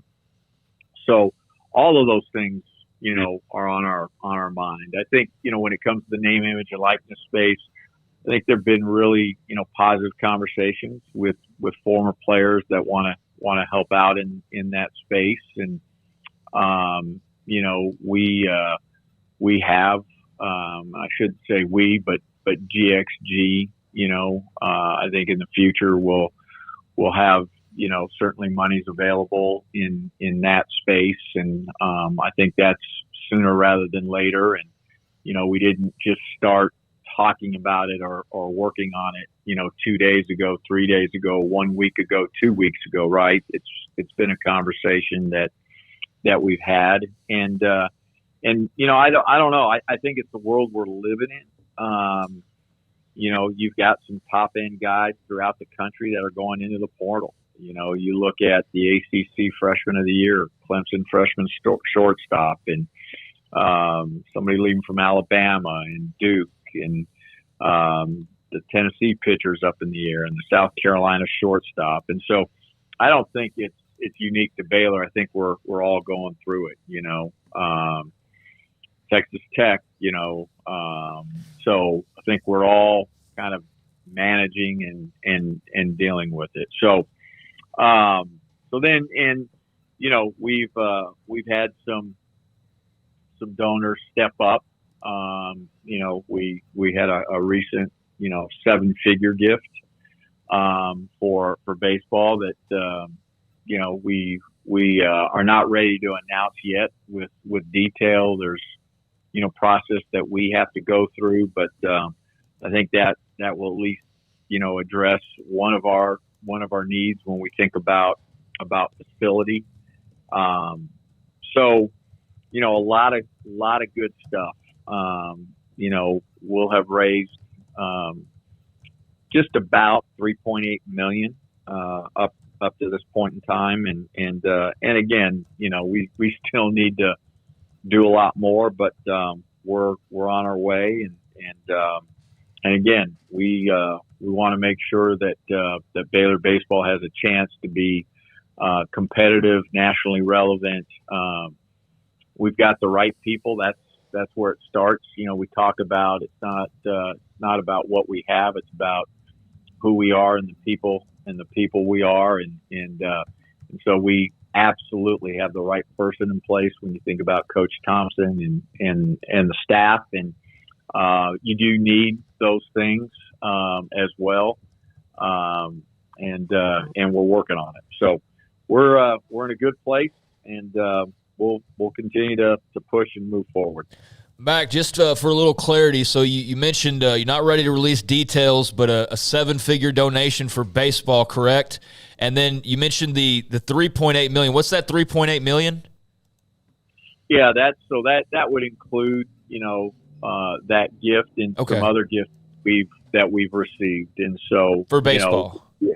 For baseball. Okay. Yeah, specific for baseball, and we again, you have to go through university processes and some of those things, and so we'll get to a place here. I think it's hard over the summer, but as we get into the fall, we'll be able to talk more specifically about it. Maybe sooner, but that's probably when we begin to think about when we'll talk more publicly and provide more detail. But all of that is going to help and as we continue to think about Baylor baseball and its future. But I certainly think that it's got a bright future.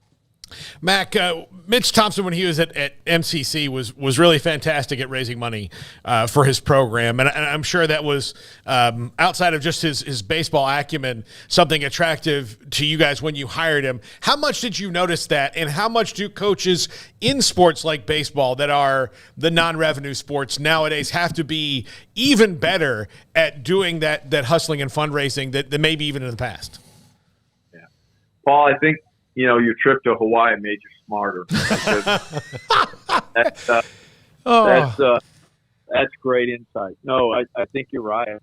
It's important, and for some of those coaches to have a comfort level with developing those types of relationships and helping and assisting in the fundraising area. And it's not why we hired Mitch, but it was certainly, a bonus when we thought about, his skill set and his relationships that he has, certainly within the community, within Waco, and with a lot of our donor base, and then obviously former players, and so he has a role in it, and he has an important role in it. And Mitch isn't afraid to roll up his sleeves and be part of that, and help make things happen. And I think some of the best head coaches in the country, and in particular coaches that don't coach football and indoor men's or women's basketball, they just make stuff happen. They make stuff happen by relationships and by getting people involved in the program, supporting the program. And, Mitch has been doing that since he stepped foot on campus, his second time around. And he's a big part of it and will be a big part of that success. Mack, this doesn't have to do with specifically like baseball or Mitch Thompson or anything like that. Just more of a general NIL question. In your experience so far, how realistic are most student athletes with the concept of NIL? Like, is there a general understanding of like, hey, this is typically the way it's talked about publicly is your 5-star quarterback or your 5-star guard? But it seems like in some ways there's almost just this idea brewing that, hey, if you're a college athlete, there's an expectation that you're just going to make money. How have you guys dealt with that? And is it the way I described, or is it perhaps not that extreme as far as there being realistic expectations for athletes across the board? Yeah, Craig, that's an interesting conversation. And so, I don't know that, that my opinion, covers it all, but, what I see and certainly what I hear, I think we are setting it up, not with all sports, but with some sports, this fantasy world, that's not reality. And so I do think that, this idea of expectations, that, they're exaggerated. And I don't think it's about name, image, and likeness. I don't even think that's where it goes. I think that's just, it goes straight to, what am I going to get paid? And that's the world we're living in. And, because we have very, very few guardrails, because we've got 30 plus states with their own laws.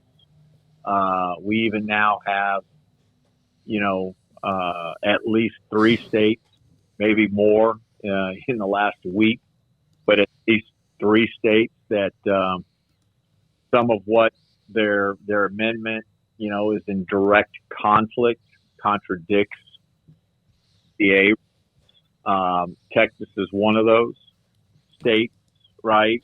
And so, I want to be careful because, it's a broad statement, but certainly in at least, couple of sports, it's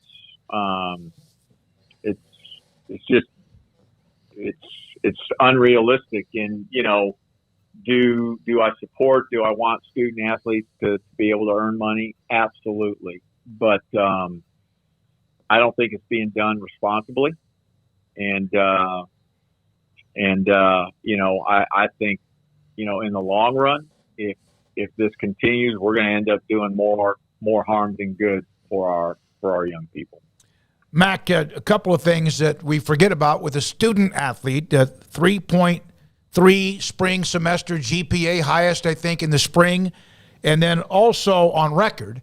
And then I think it's 30 consecutive semesters of a GPA of 3.0 or better. And I think people would say, well, that's Baylor, that's probably expected, but you never take anything for granted, do you? No, you don't. And, when this is my, fourth athletic director job, I believe.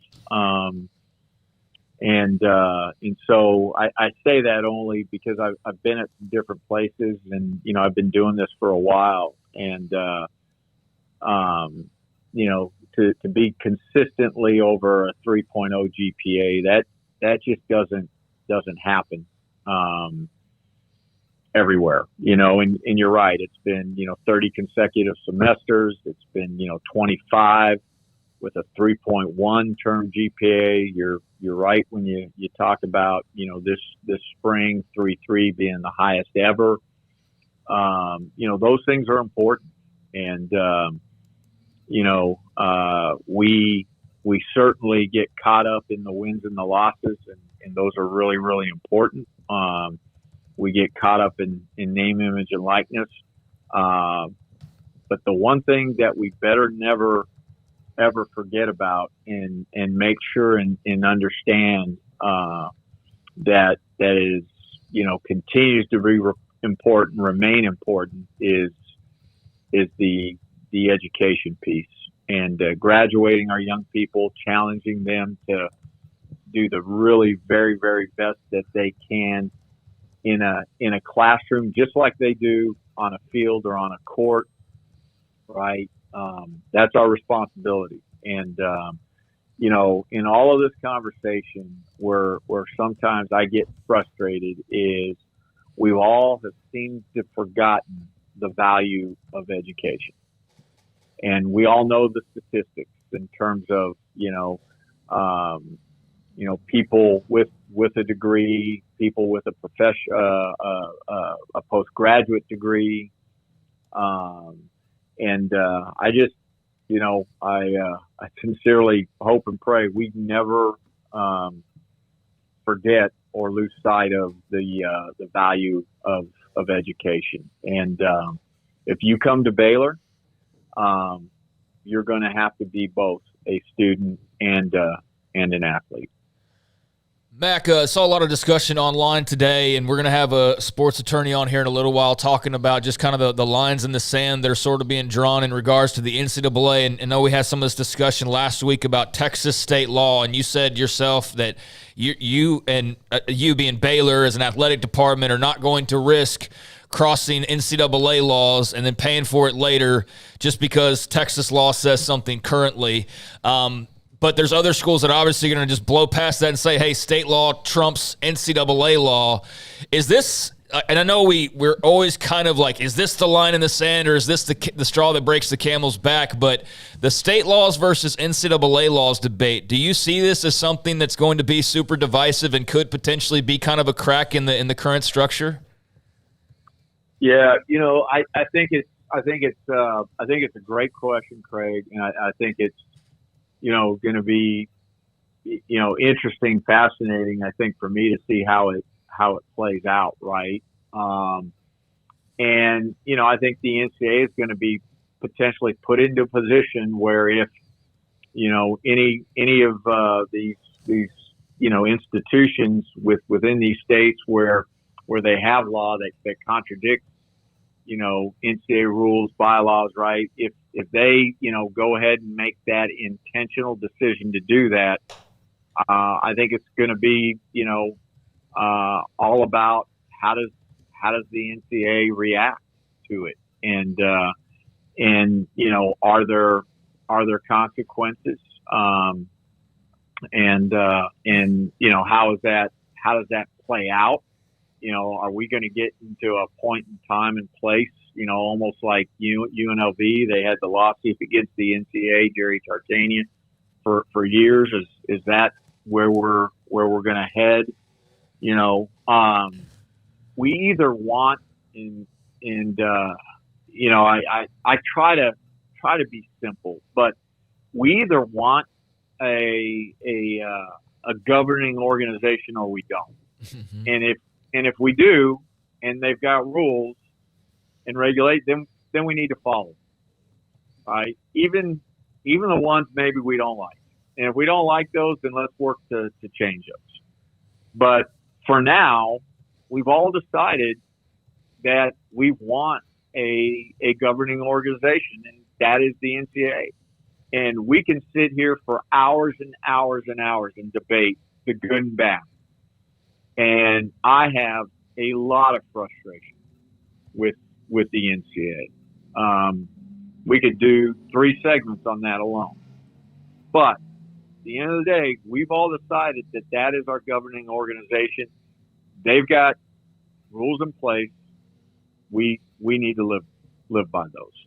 And unless we decide, hey, we want to change. And so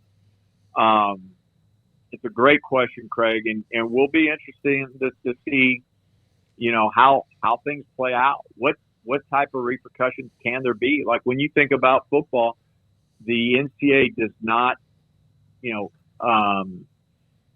govern FBS postseason football. It does FCS, but not FBS. It does, men's and women's basketball and those championships, along with the rest of the championships of its sponsored sports. So it's going to be intriguing, and the NCAA has already come out, as you all know, and has said the expectations are that you follow the NCAA rules. Mack, you have been heavily involved since Brett Yormark began as the commissioner, and before that too, among some others within the conference. And I believe that he probably, I don't know if the correct word is leaned on you, or you guys have spent a lot of time together. The Big 12 is about to add these 4 teams on Friday at midnight, and we've had all of the schools on in some way, former players, analysts, broadcasters, ADs, or whatever. You also are in demand, and I've asked you this before, but you are in heavy demand, and rightfully so. Are you wanting to make sure that you're with the Big 12 through this and into the future? Yeah, I mean, I think if you're talking about, so for me, I think a couple things. I think one, for me, I truly believe, my responsibility, today, this very day is to position Baylor as best, we can, because it's a we proposition, not an I, that we can for today and well into the future.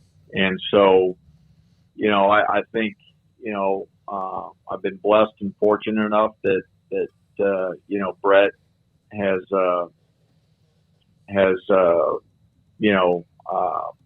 involved me in a lot of conversation and have had, a lot of conversations, spent a lot of time together.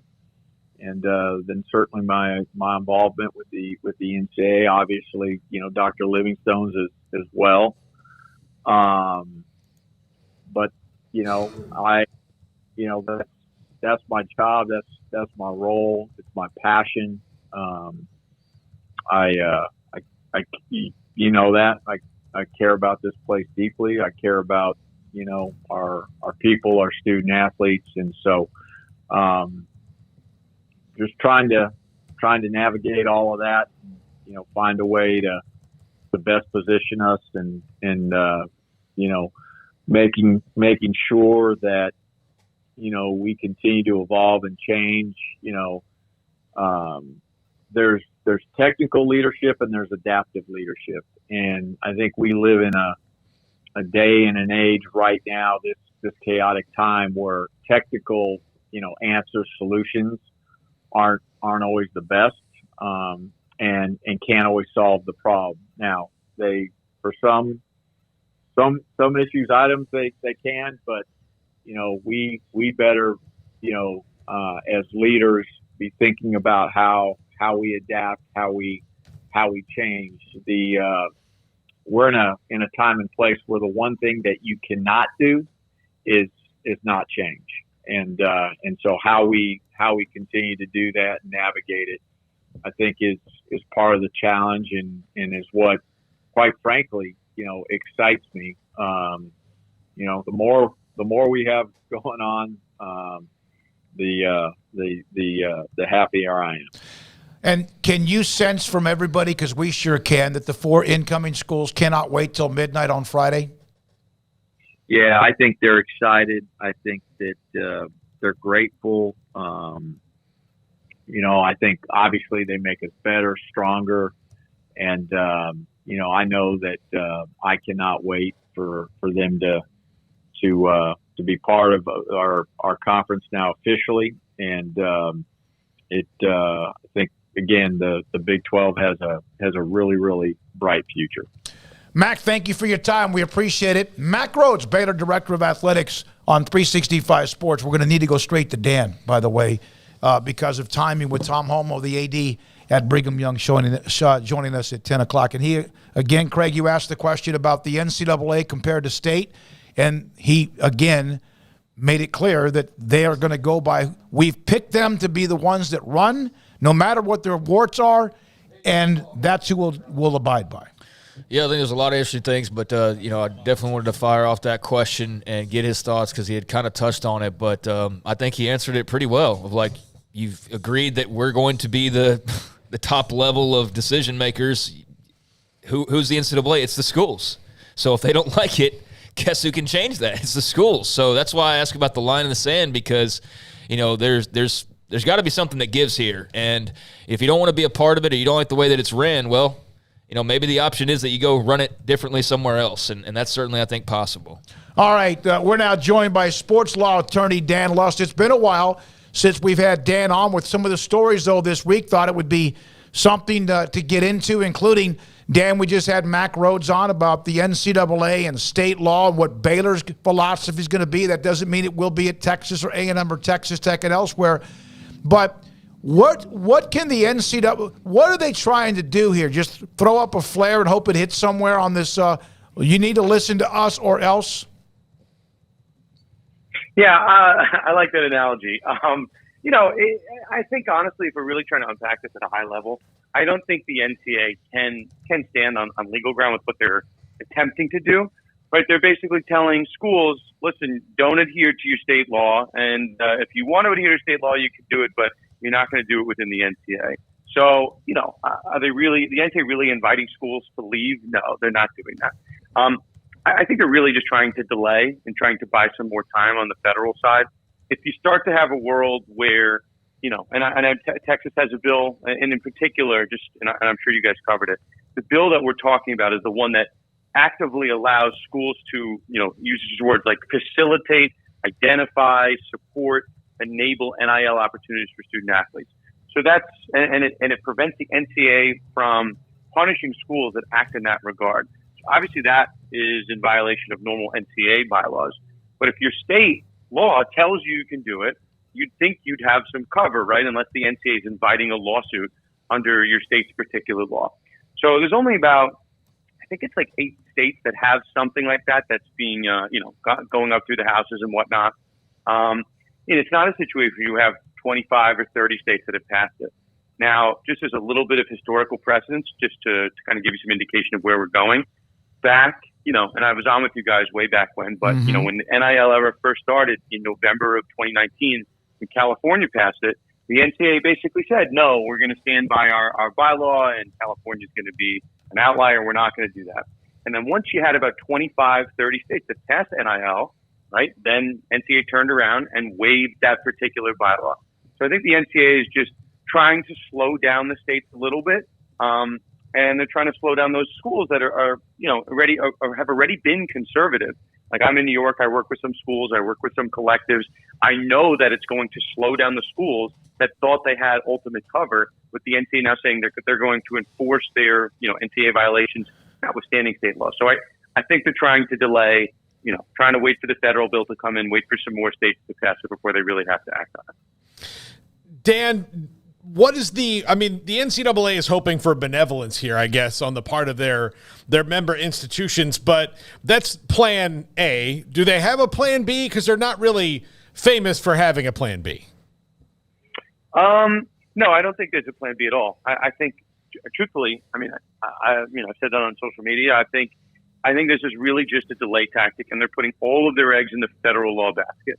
I think that's it. I think they've decided that they're not going to. And again, there's really one of two buckets here. They either wait for the federal law to come in, or, which we haven't talked about in this call, they start to get very aggressive with enforcement of their NCAA, the bylaws, the rules, which they haven't done, other than the save for this weird kind of quasi-NIL punishment for Miami women's basketball, of the 100+ Division I programs, 1,000 student athletes, the millions in deals have done. They found one little violation with Miami women's basketball, and that's with 12+ schools under investigation, according to Sports Illustrated.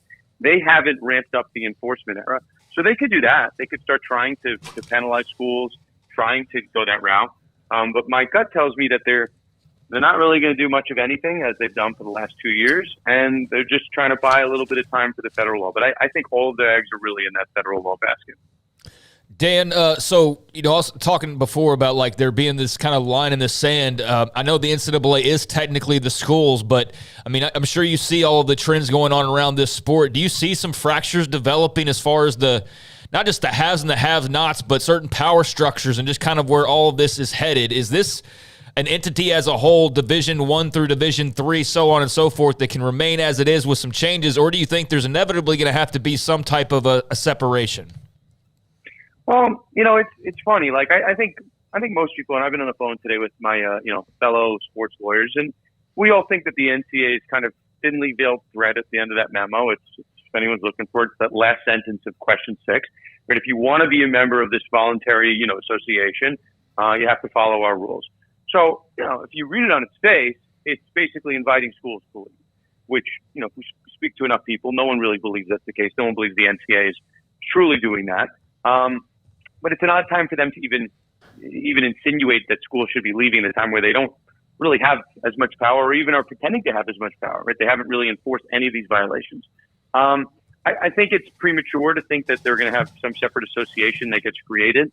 I know, that said, I know there's some stuff in the works kind of behind the scenes, and I think some of it's public, but, I think you have another entity, or a collection of entities, be it the collectives, that have some power. I'm not sure exactly what they're going to do. But you have the schools, you have the SEC schools. Without saying anything inside information, I'm sensing that there are people behind the scenes that sense that there is weakness in the NCAA and are trying to band together and really force some action on the NCAA's part. So we'll see. But I don't see a competitor to the NCAA popping up just yet. But I know those conversations are happening at some level. Someone asked this in the chat room.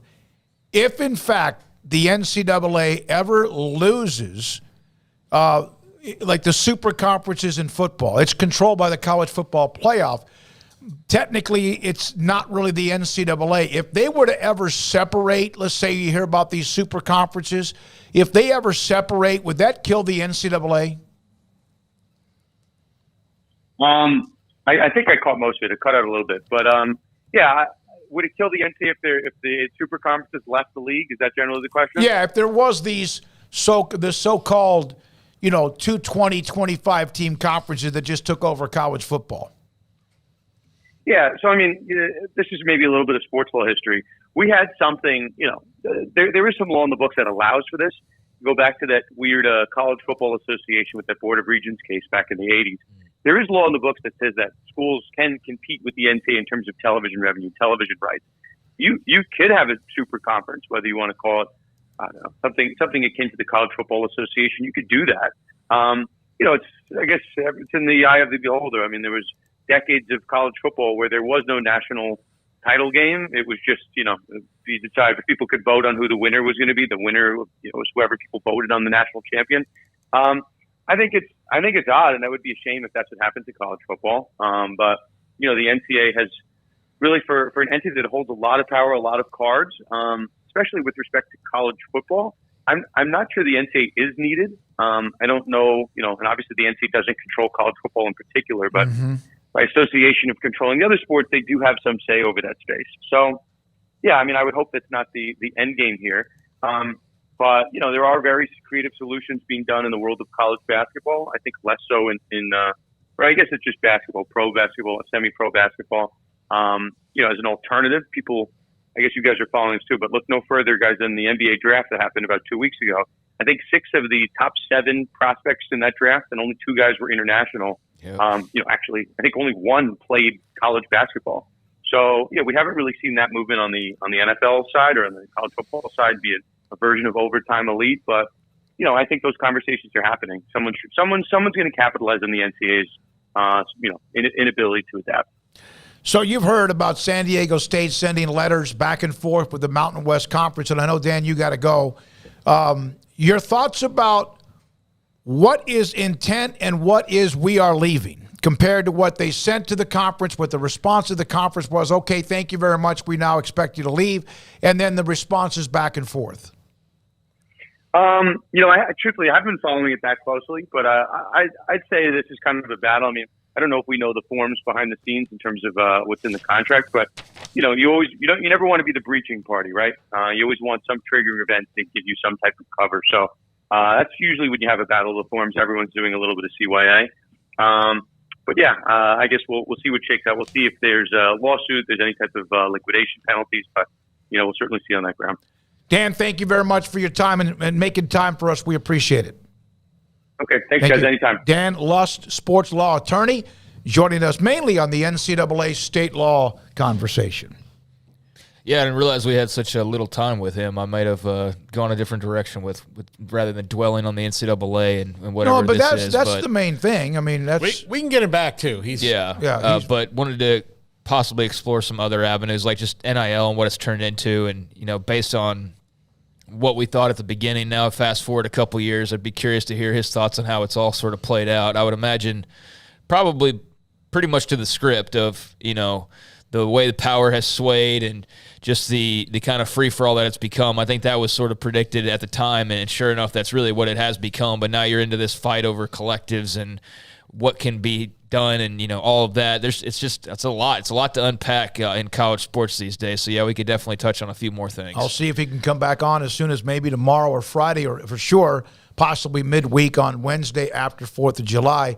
Coming up, Brigham Young's Director of Athletics, Tom Holmoe, and his thoughts about the countdown to the official Big 12 entry, and this is 365 Sports. It is time for the 4th of July sales event at Allen Samuels, Dodge Chrysler Jeep Ram Fiat on Loop 340 and east of 84 in Waco. The weather is red hot, and so are the deals at Allen Samuels. Big on Ram trucks. Offering 10% off MSRP on a new 2023 Ram 1500 Lone Star Crew Cab. That's right, or get 2.9% for 72 months. The choice is yours. An extra $500 available, as we've said before, on anyone who is a first responder. 4th of July sales event also continues, and great selections on the 2023 Jeep Grand Cherokee Laredo with $5,000 with $1,500 in total values, or 2023 Jeep Gladiator Sport with over up to $6,000, or if that's not enough, get 2023 Jeep Compass, 10% off MSRP. You get it. Dodge, Ram, Jeep, they're available. Allen Samuels, Dodge Chrysler Jeep Ram Fiat, General Manager Ted Teague, and a great staff, Loop 340 east of 84 in Waco. TFNB Your Bank for Life is the official local bank of Baylor Athletics. Find out why more Central Texas are making TFNB their bank for life. Sign up for our Edge checking and savings accounts to earn interest or cash back. With 5 convenient locations and an award-winning mobile app, banking has never been easier.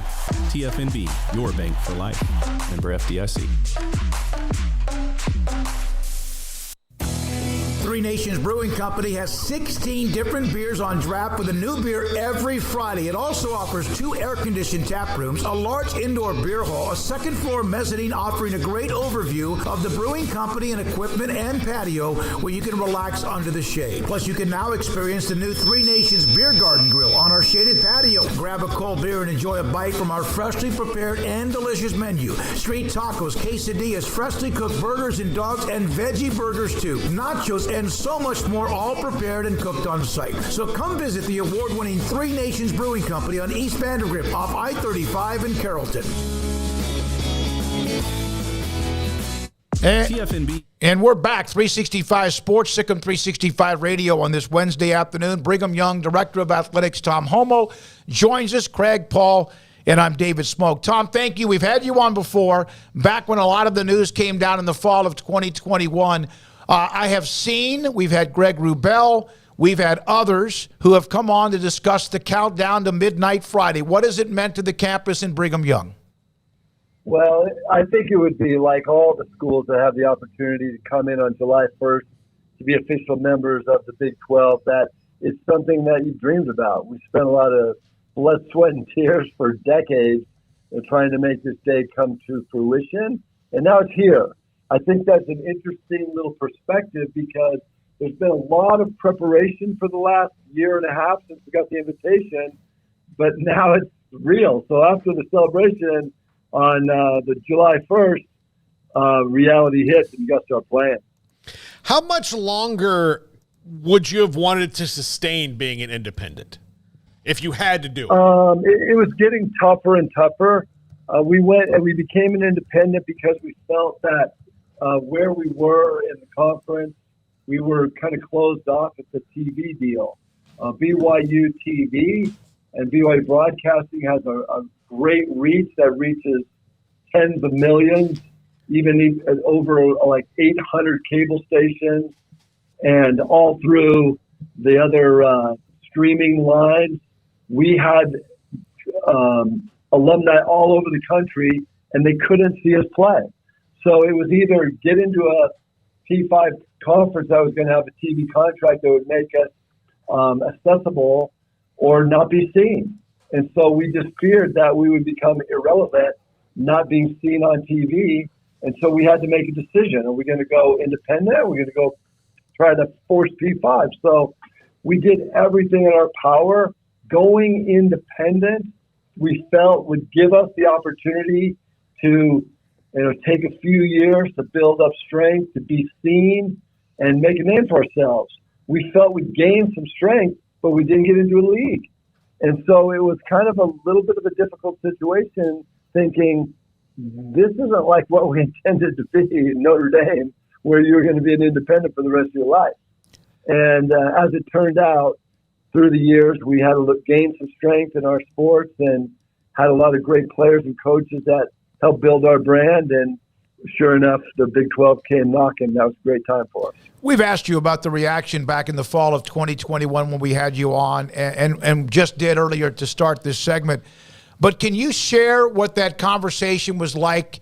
Because Texas, Oklahoma happened, I think, in July of 2021. And by pretty much September, everything was pretty much T's crossed and dotted the I's with the 4 incoming teams. What was that like, if you could kind of recall that timeline? How quickly did you reach out to Bob Bowlesby, or did he reach out to you?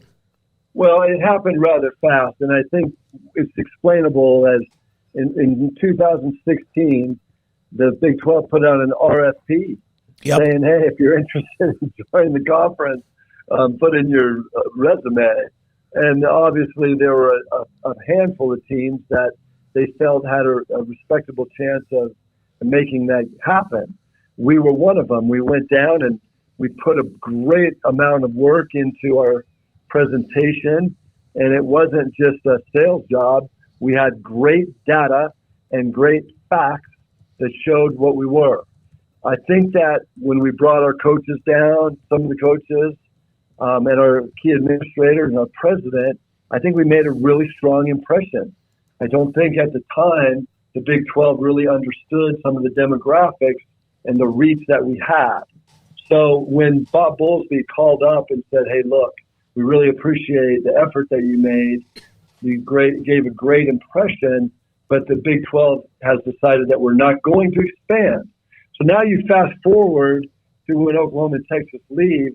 I think pretty much they had already done the work. I don't think we had to really do another dog and pony show to show them, hey, we're still there. I think they realized it.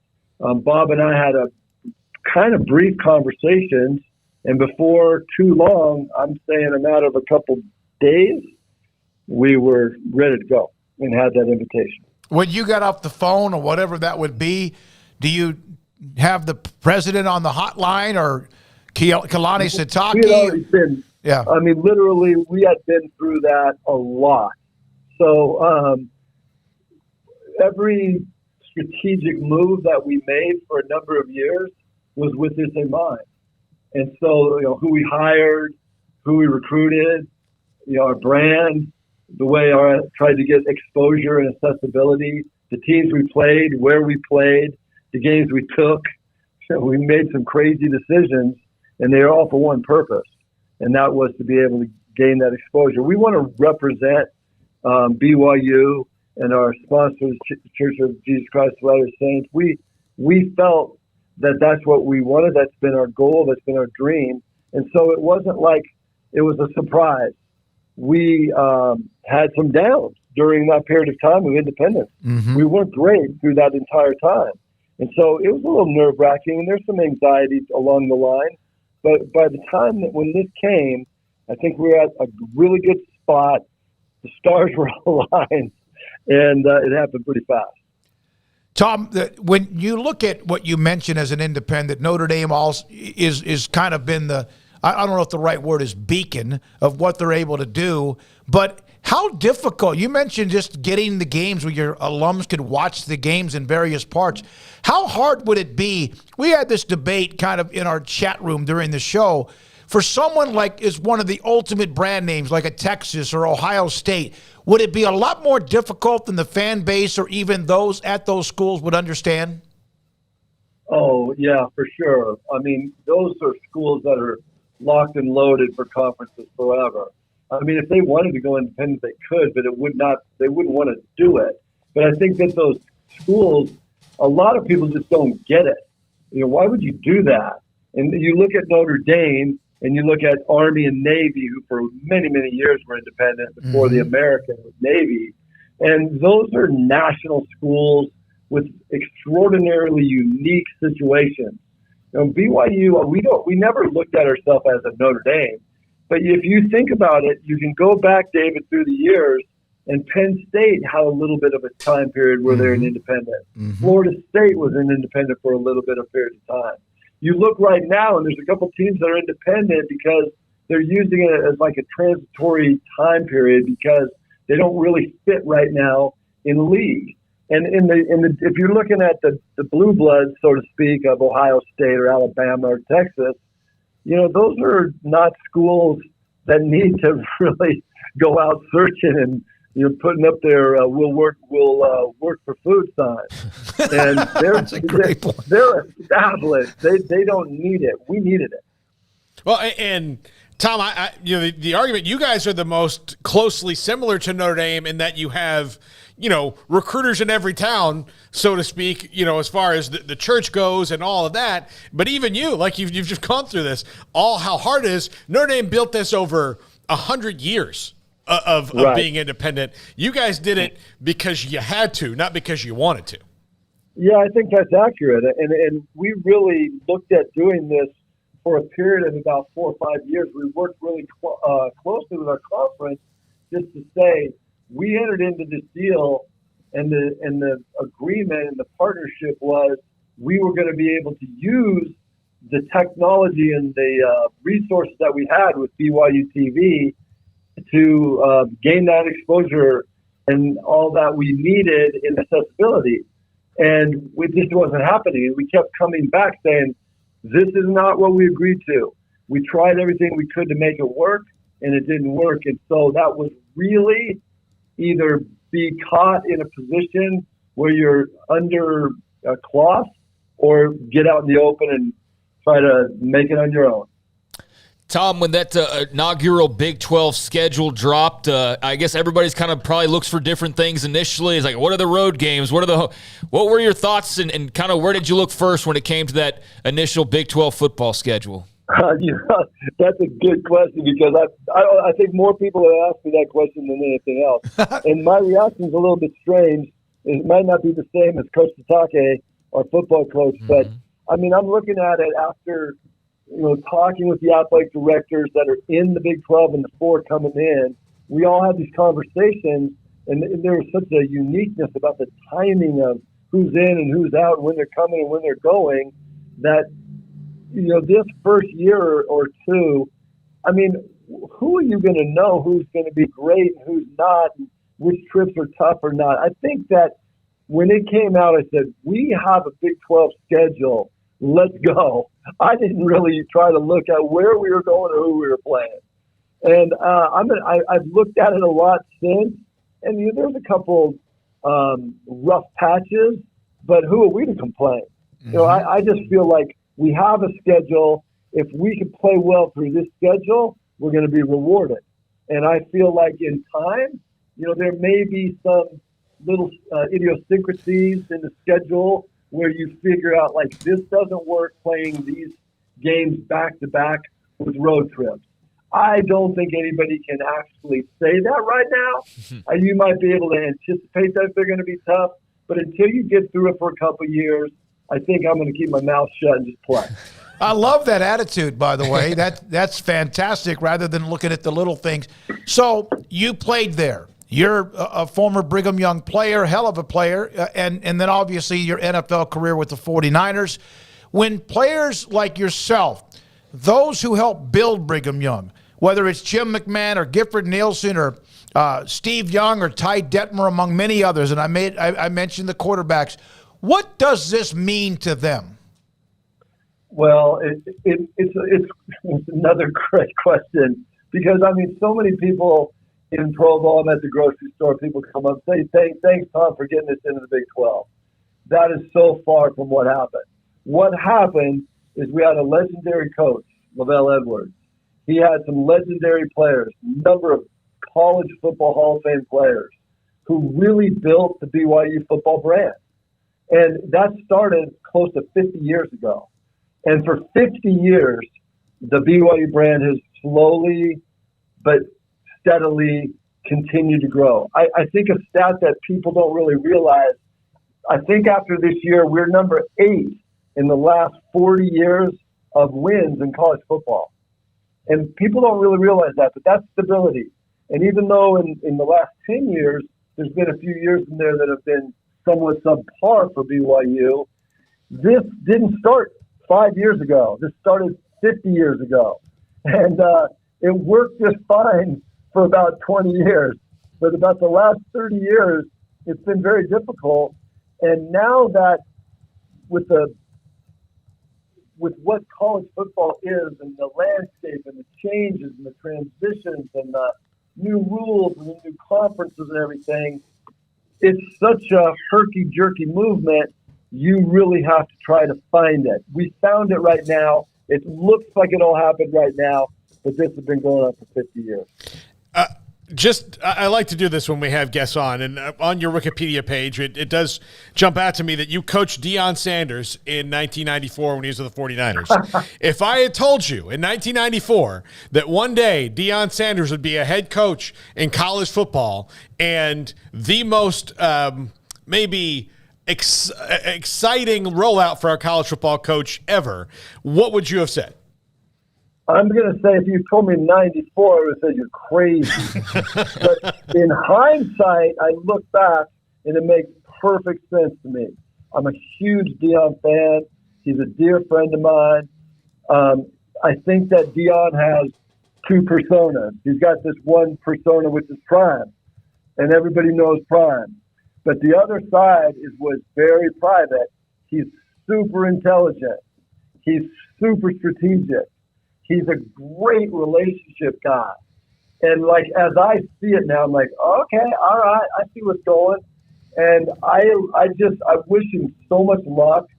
I think that what he's done has been amazing. And some people are going, I would never in a million years do it that way.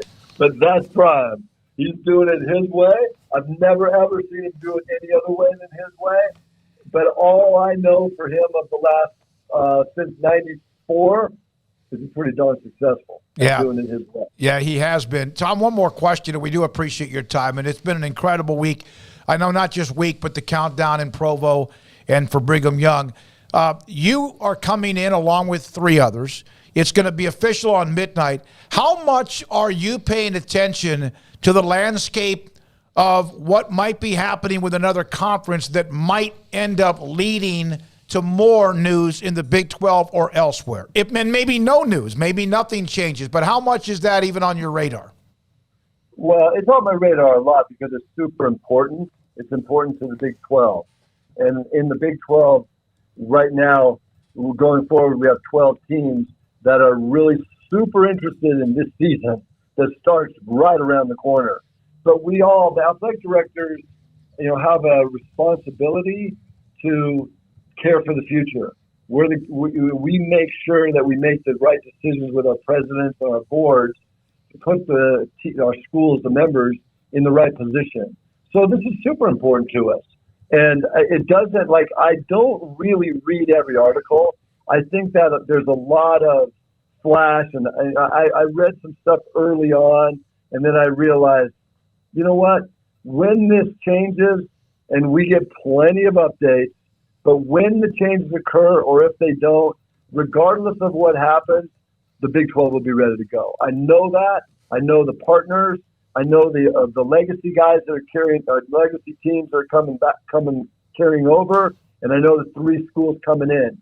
Those 3 schools coming in, we played them a lot as an independent. So they're super good partners in the Big 12, and I think all of us are just saying, let's play some ball. We're tired of all this. Let's play some ball. And that comes from a former football player and a darn good one as well, and a heck of an AD. Tom, thank you very much for your time. Can't wait to see you. Shake your hand here someday soon. Will you be in Arlington at Media Days, or is that going to be something? I will be there. All right. Can't wait to see you. We'll be there, too. Thank you. Come say hello. Yes, sir. I appreciate it. Tom Holmoe, the AD, Director of Athletics at Brigham Young. We have heard from all of them, some of them multiple times. John Cunningham at Cincinnati, Terry Mohajir at UCF, Chris Pesman yesterday, Houston, and Mr. Tom Holmoe from Brigham Young here multiple times, including today. Man, I could start a really wild rumor and be like, Tom Holmoe's talking to Deion about getting into but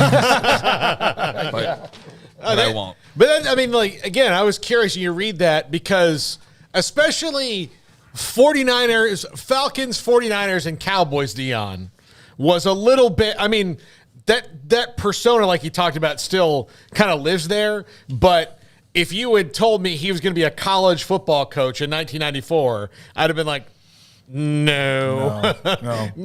Probably more you would think he'd be a part of an administration in some kind of role.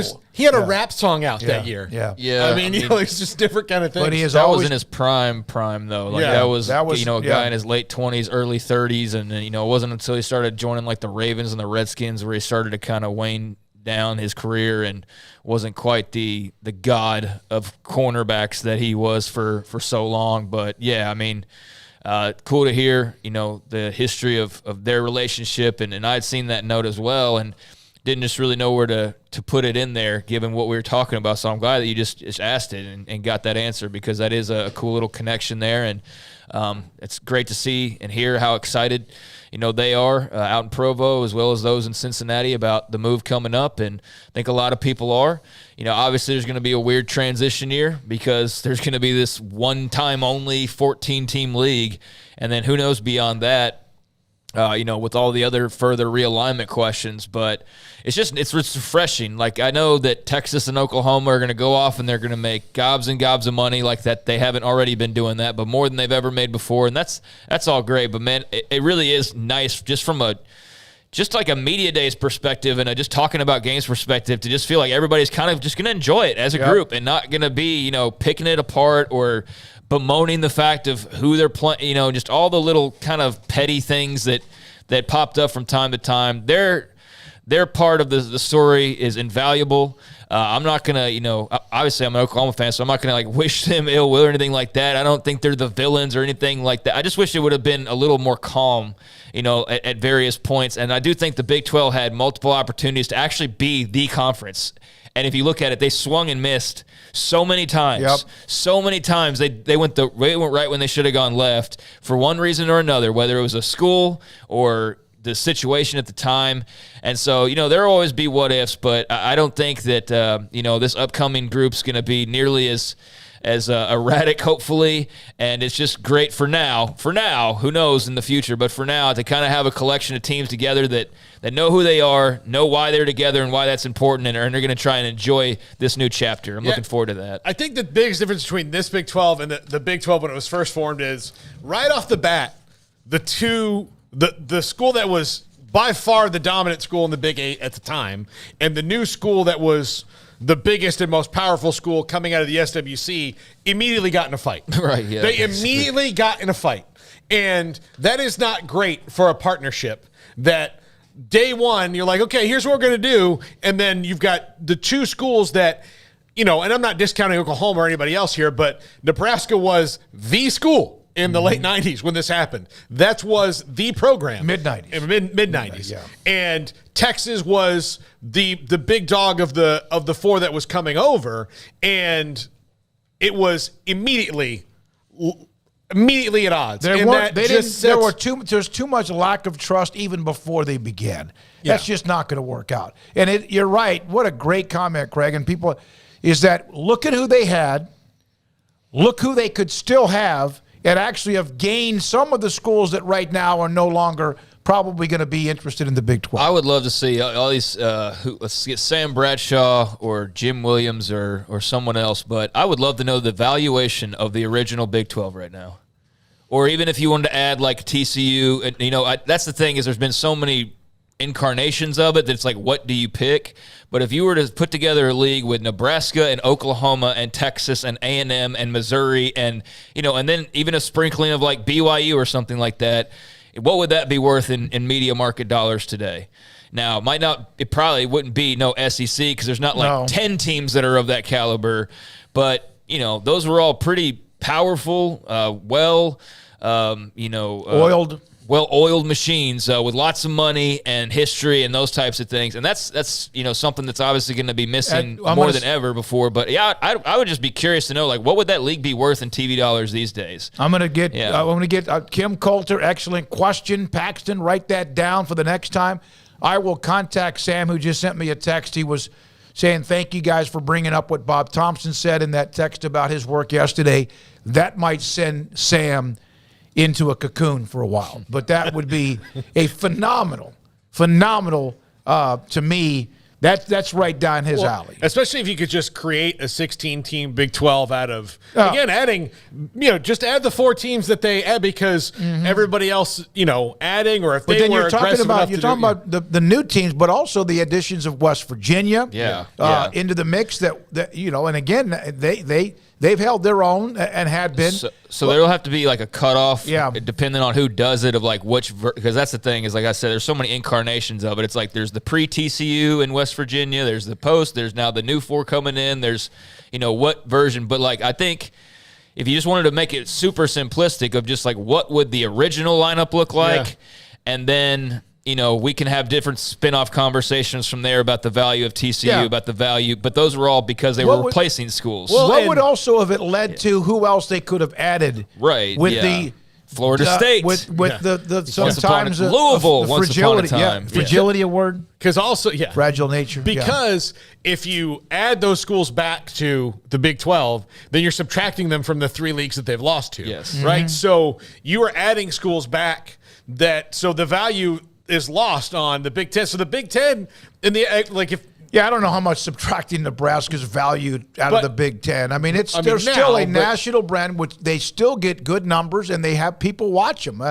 I thank God. But, you're right, because you'd be subtracting from some of the other conferences. And then in that case, you may never have had Maryland Rutgers with the Big 10. Or in that case, you may not have had maybe USC and UCLA look somewhere else, although they're where they obviously are going to get quite a bit. Imagine if the Pac-12 had been able to steal Texas back when they had a chance to, along with Oklahoma or Texas Tech or Oklahoma State. Imagine where they would be, and now you look at what they're going through right now. Yeah, and it's just a fun exercise just to I just wonder where that would fall these days with the markets and all the different discussions we've had about who deserves what and who gets paid what and all of that. I'd wonder if maybe that some of them aren't even missing out on some money potentially because of what that could have turned into if everybody would have had their abilities to get along and play together. But I know it's a what if, but I'd be interested in seeing what that looked like.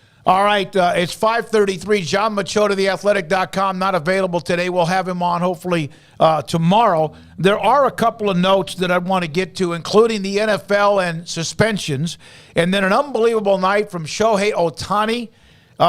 Yes, he kind of did something that I guess has been done like 5 or 6 times in baseball history. This is 365 Sports.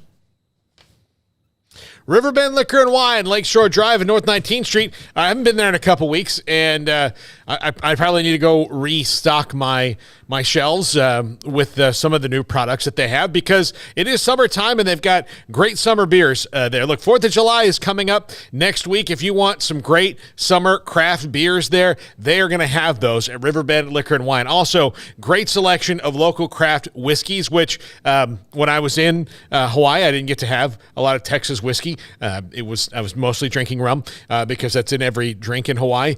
But I do need to come back and get maybe a new variety on Devil's River, TX, Garrison Brothers, Balcones. They've got them all there. Riverbend Liquor and Wine, Lakeshore Drive and North 19th Street, also available on DoorDash. Great Instagram page, and you've heard me talk about it again and again and again. Second to none customer service and a speedy drive-through window. That's Riverbend Liquor and Wine, Lakeshore Drive and North 19th Street, behind the bank.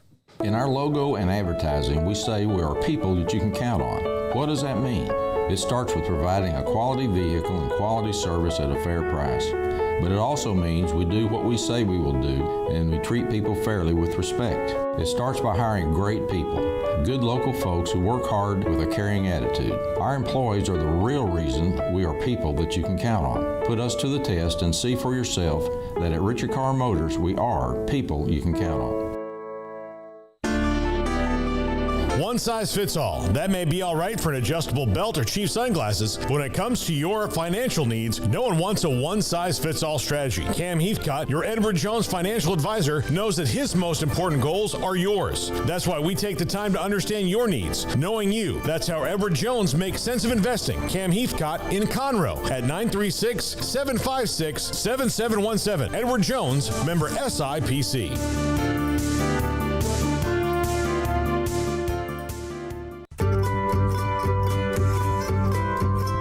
You want to know why Stonewood Dental is so successful? Listen to what happy customers have to say. It's pleasant. It's different than any other dentist office. I really feel like they care. And it's not that you're here for 2 hours waiting on someone to take care of you. It's quick and easy, and I bring my kids, and my kids love being here too. They really love the treasure box. Staff is really nice and accommodating, real friendly. You feel more like home. It's not sterile looking. Everybody has their own personalized rooms with decorations and decor, and they'll even have a blanket for you when it's cold. I've recommended people to actually come here, and they are patients now. I really love it here. It feels like family. Learn more, stonewood-dental.com.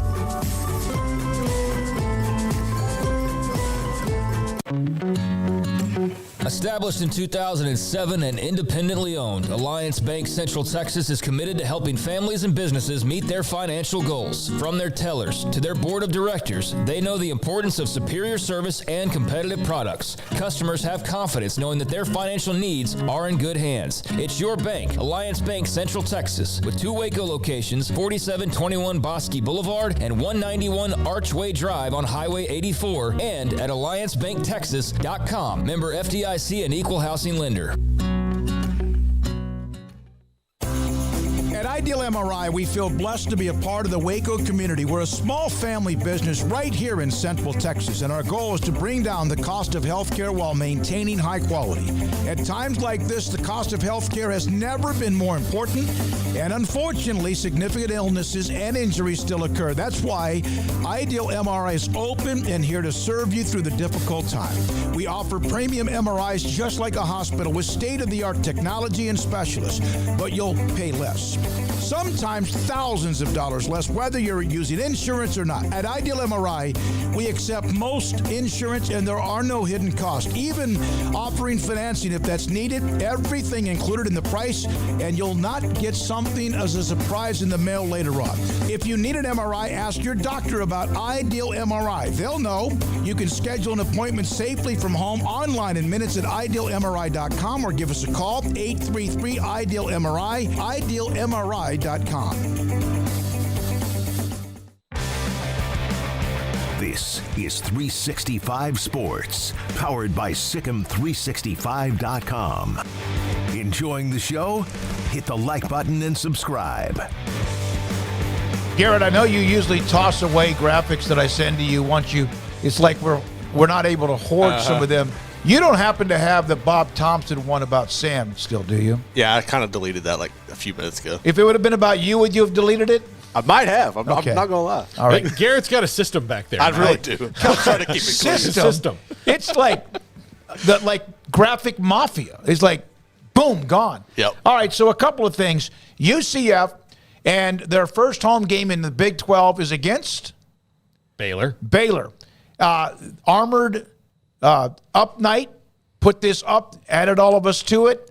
Their first game, I think Baylor has announced this as well. I've seen this in the forums. Their first game, Baylor has sold their allotment on the road in Orlando against UCF. So the Knights and the Bears open up the first home game for UCF in the Big 12. That game is sold out.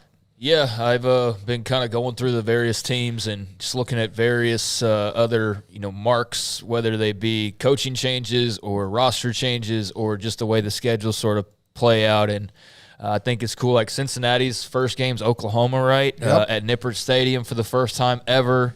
And I haven't looked at Houston just yet. But yeah, I think that those first inaugural Big 12 home games are all going to be really big deals. And that's going to be a cool scene to be a part of. So for UCF and the Baylor fans that travel, I think that'll be a great day. Whenever kickoff time is, Orlando should be a fun trip for a lot of people. And just, again, glad that people are excited about the changes and the newness and the freshening up of the league, even if it's going to change a little bit more here in the next few months. Everybody kind of has a better grip of, what's to come, and I like that there's so much excitement. It's going to be awesome. And, soon enough, when we get into the season, there will be some BS PI call or something like that, and next thing you know, UCF fans will hate Baylor fans or vice versa, and there'll be grudges, and they'll start, just tearing each other apart. That's inevitable as well. But yeah, it's awesome to see people excited about these games, especially these first Big 12 games. I love Tom Holmoe's just genuine, let's just go play the damn games. Yeah. It is funny though that you think about it, especially UCF, whose biggest rival was USF, and they're leaving them behind right now. You have to now have a new biggest rival, and A&M and Texas did it for a little more than a decade of not being there. Texas had an easy replacement, not even a replacement, that was their number one anyway. They had multiple, yeah. But A&M, and look, Garrett, you're an LSU fan. That would probably be A&M's number one SEC rival, but I think so. But it's not. But it's not Alabama. I said A&M. A&M. A&M's number one. Okay, LSU, okay, right? yeah. But LSU, looks at them the same way that kind of Texas did when it came to Oklahoma. The Oklahoma game's a bigger deal.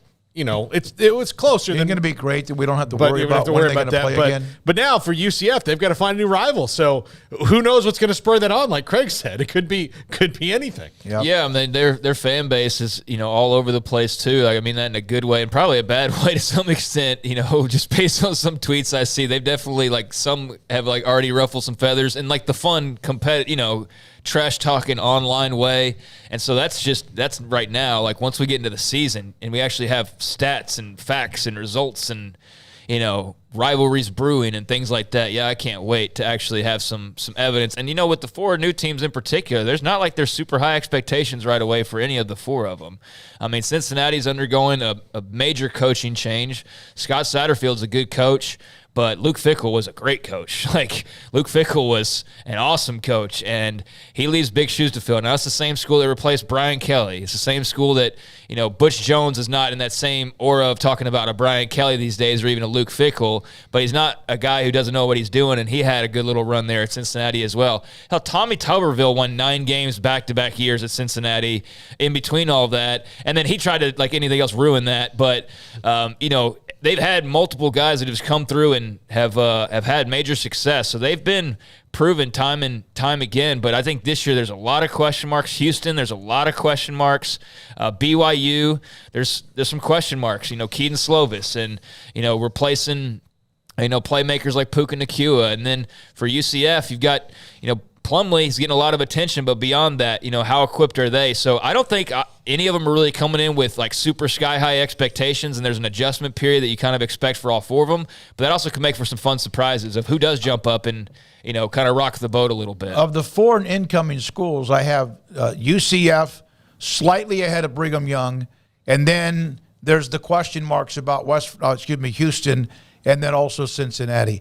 By the way, and this was brought up in the chat room, and we appreciate everybody that's a part of what we do every day on 365 Sports and the sponsors that allow us to be here too, but you, the audience. The Atlanta Journal-Constitution has an article, Georgia football program rallies when players accused of abusing women. This is a full-fledged investigative piece by Alan Judd. And here's just the start of it. It's a content deal. But then the USA Today column has been written, and there will be, I'm sure, one on SI.com. In a single weekend, 16-year-old University of Georgia football recruit broke curfew, drank with potential teammates in an Athens bar, ended up at a police station under investigation for sexual assault, and Georgia signed him anyway. So that's how it starts. And then you'll see more. It's behind a paywall. But that's going to be interesting. And part of it, one of the discussions in the chat room, is that when you have a program that I'm not saying any of this is little things, but when you have little things and, of course, speeding, and we know about the death and the crash and all that, the horrible tragedy after the national championship. But when you have things that happen and they become multiple, and then when you have the university involved and maybe trying to represent the players in ways of where within the athletic department or whatever, and it just builds up, it becomes termites. Is that the best way to put it? Mm-hmm. It becomes like termites. We've seen schools like Oklahoma has been through this back when Switzer and what that eventually, Nebraska, even though it was afterwards, had things that were starting to happen. Miami, FSU, USC, FSU. It's happened. Baylor. And I don't know. I haven't read the whole thing. Yeah, but I mean, that's the thing. I would like you to read it before we go on our soapbox about it. I said I did not read the whole thing on the Atlanta Journal-Constitution, but I did read the entire story by Dan Walken in USA Today. Okay, then good to clarify that. Because, the last thing I want to do is start preaching when we've read a byline because those are pretty juicy. And, to your point, though, Georgia has found itself with some players getting in trouble to varying degrees. And, yes, there was a tragedy not very long ago. And, yes, this does kind of creep up, it seems like, when, certain programs are having some – jeez Louise, man. Programs are having some level of success. They kind of coincide, from time to time. And I don't know why that is. I don't know what that is about. Maybe it's just the extra – eyes on the program, or it's just that's what happens when you have success in 80 plus 19, 18 years. I don't know. I don't know why that seems to go hand in hand. I think part of it probably is just the fact that people are looking a lot closer than they ever looked before. Well, but I think when you have a team that wins at that level, there are certain players that have an edge to them that you might have more of them than others. Yeah, that's possible. Like I said, I don't know what you chalk it up to, but that's one area that you could chalk. I would put it all on that you like everybody who succeeds has edgy players. I do think you do have an element of edge, but that doesn't mean that those guys then turn into criminals. I think it's also, though, like when teams start to win, people start to let them do things. Like that's you get things, so you let them do you let them do things that aren't a big deal, and then let them do star quarterback. Let him. You start. It starts innocent enough about like, hey, let's throw a big party for these guys. The Journal it goes. The Atlanta Journal-Constitution found that 11 players during Smart's 7 years as head coach had been retained in the program after women had made abuse allegations against them to either the local police or the university. New details, new specifics. There's a staffer, Bryant Gant, who was usually around or in the room when players were being questioned. It is something that they've won back-to-back national titles, and yes, so the focus, the microscope, is much, much larger than it's ever been. I think the dumbest comment I see under stories like this more often than not is the homer that is such a homer that they're like one of the dumbest people you know, and they're like, oh, they're trying to get my football team, and it's like, that's just the dumbest comment. It really is. I mean, I can assure you the Atlanta Journal-Constitution's not out to ruin Georgia football. Just makes no sense whatsoever.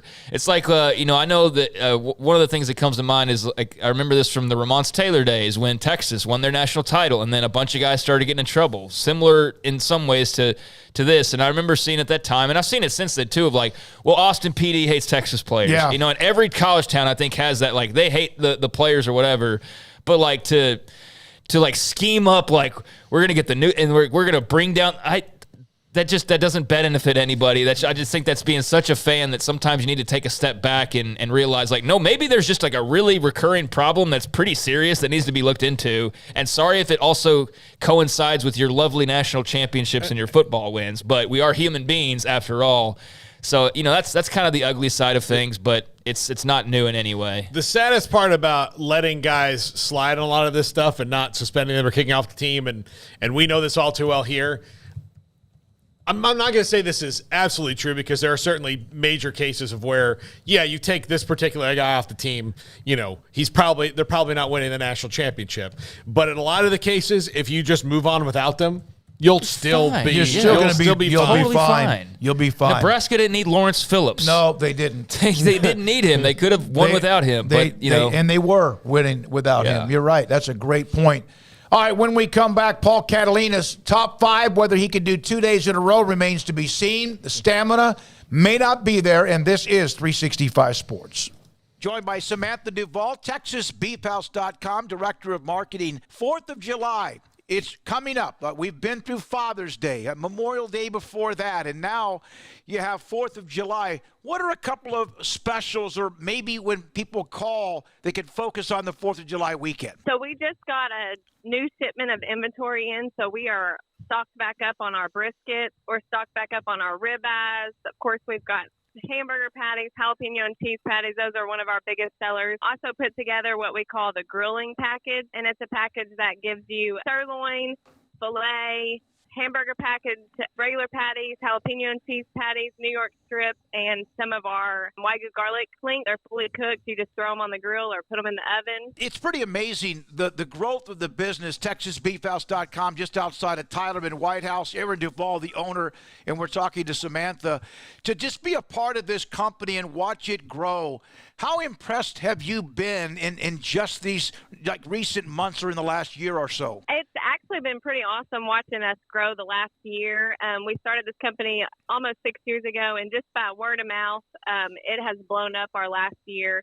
We're now shipping to all the lower 48 states. We ship Monday, Tuesday, and Wednesday. We also do local deliveries in our area within a 20-mile radius, and we're part of our farmers market every Saturday here. Where is the best beef in Texas? Your house. When you order from Texas Beef House, unleash the flavor of Texas-raised Wagyu from our pasture to your plate. TexasBeefHouse.com. The future's bright. The time is now. College is what you make it. It's a late-night pizza run and all-nighters coding a new project. It's having big dreams and making them a reality. It's a professor who knows your name and your story. It's preparation for your future, your calling, your life. And at Baylor, it's even more. Baylor, where lights shine bright. Joined by Samantha Duvall, TexasBeefHouse.com, Director of Marketing. 4th of July, it's coming up. We've been through Father's Day, Memorial Day before that, and now you have 4th of July. What are a couple of specials, or maybe when people call, they can focus on the 4th of July weekend? So we just got a new shipment of inventory in, so we are stocked back up on our briskets. We're stocked back up on our ribeyes. Of course, we've got hamburger patties, jalapeno and cheese patties. Those are one of our biggest sellers. Also put together what we call the grilling package, and it's a package that gives you sirloin, filet, hamburger package, regular patties, jalapeno and cheese patties, New York strip, and some of our Wagyu garlic links. They're fully cooked. You just throw them on the grill or put them in the oven. Where is the best beef in Texas? Your house. When you order from Texas Beef House, unleash the flavor of Texas-raised Wagyu from our pasture to your plate. TexasBeefHouse.com. Let Camille Johnson Realtors guide you seamlessly through the process of buying your dream home or selling your current one. Commercial, farm and ranch, or residential, Camille Johnson Realtors can smoothly and successfully lead you through any transaction. With a team of 28 experienced agents who are excited about serving you, Camille Johnson Realtors services the entire greater Waco area. If you're in the market to buy or sell, contact Camille Johnson Realtors, 104 Midway Center in Woodway, or find them online at www.camillejohnson.com. Camille Johnson Realtors, elegant, charming, warm, welcome home. Stepping into a new pair of boots is great, but stepping into the boots of a U.S. Army officer can also add confidence and leadership skills to your son or daughter's career path. There are more than 150 occupational specialties to help them find the best fit for their future. See all the things your son or daughter can achieve in our boots at GoArmy.com. U.S. Army Waco Recruiting Company, 254-598-8131 or 254-776-1543. There are 26 letters in the alphabet, over 600,000 words in the dictionary, and just 3 of them said together can change everything. Let's order pizza. Those 3 words lead to dough made from scratch and 3 fresh signature cheeses that blanket golden crust in a heavenly melt on Marco's Pizza that'll blow your mind. So visit Marcos.com to order and stop by Marco's Pizza in Belmead, China Spring, Woodway, and in Robinson. Marco's. Pizza lovers get it.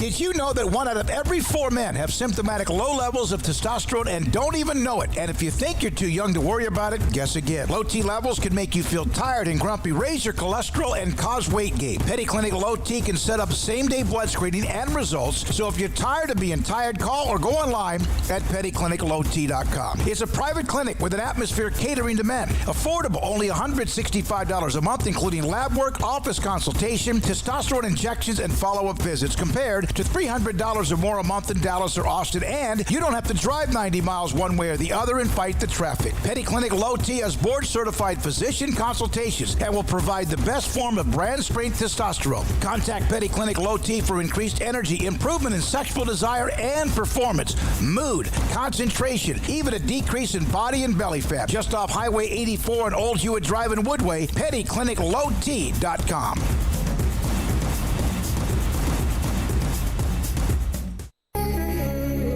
It's time for Paul Catalina's Top 5, brought to you by Texas Beef House. Where's the best beef in Texas? Your house when you order from Texas Beef House. Unleash the flavor of Texas-raised Wagyu. From our pasture to your plate, TexasBeefHouse.com. Top 5 things I'm curious to hear from Media Days. This is all over the map, all the Power 5 conference media days.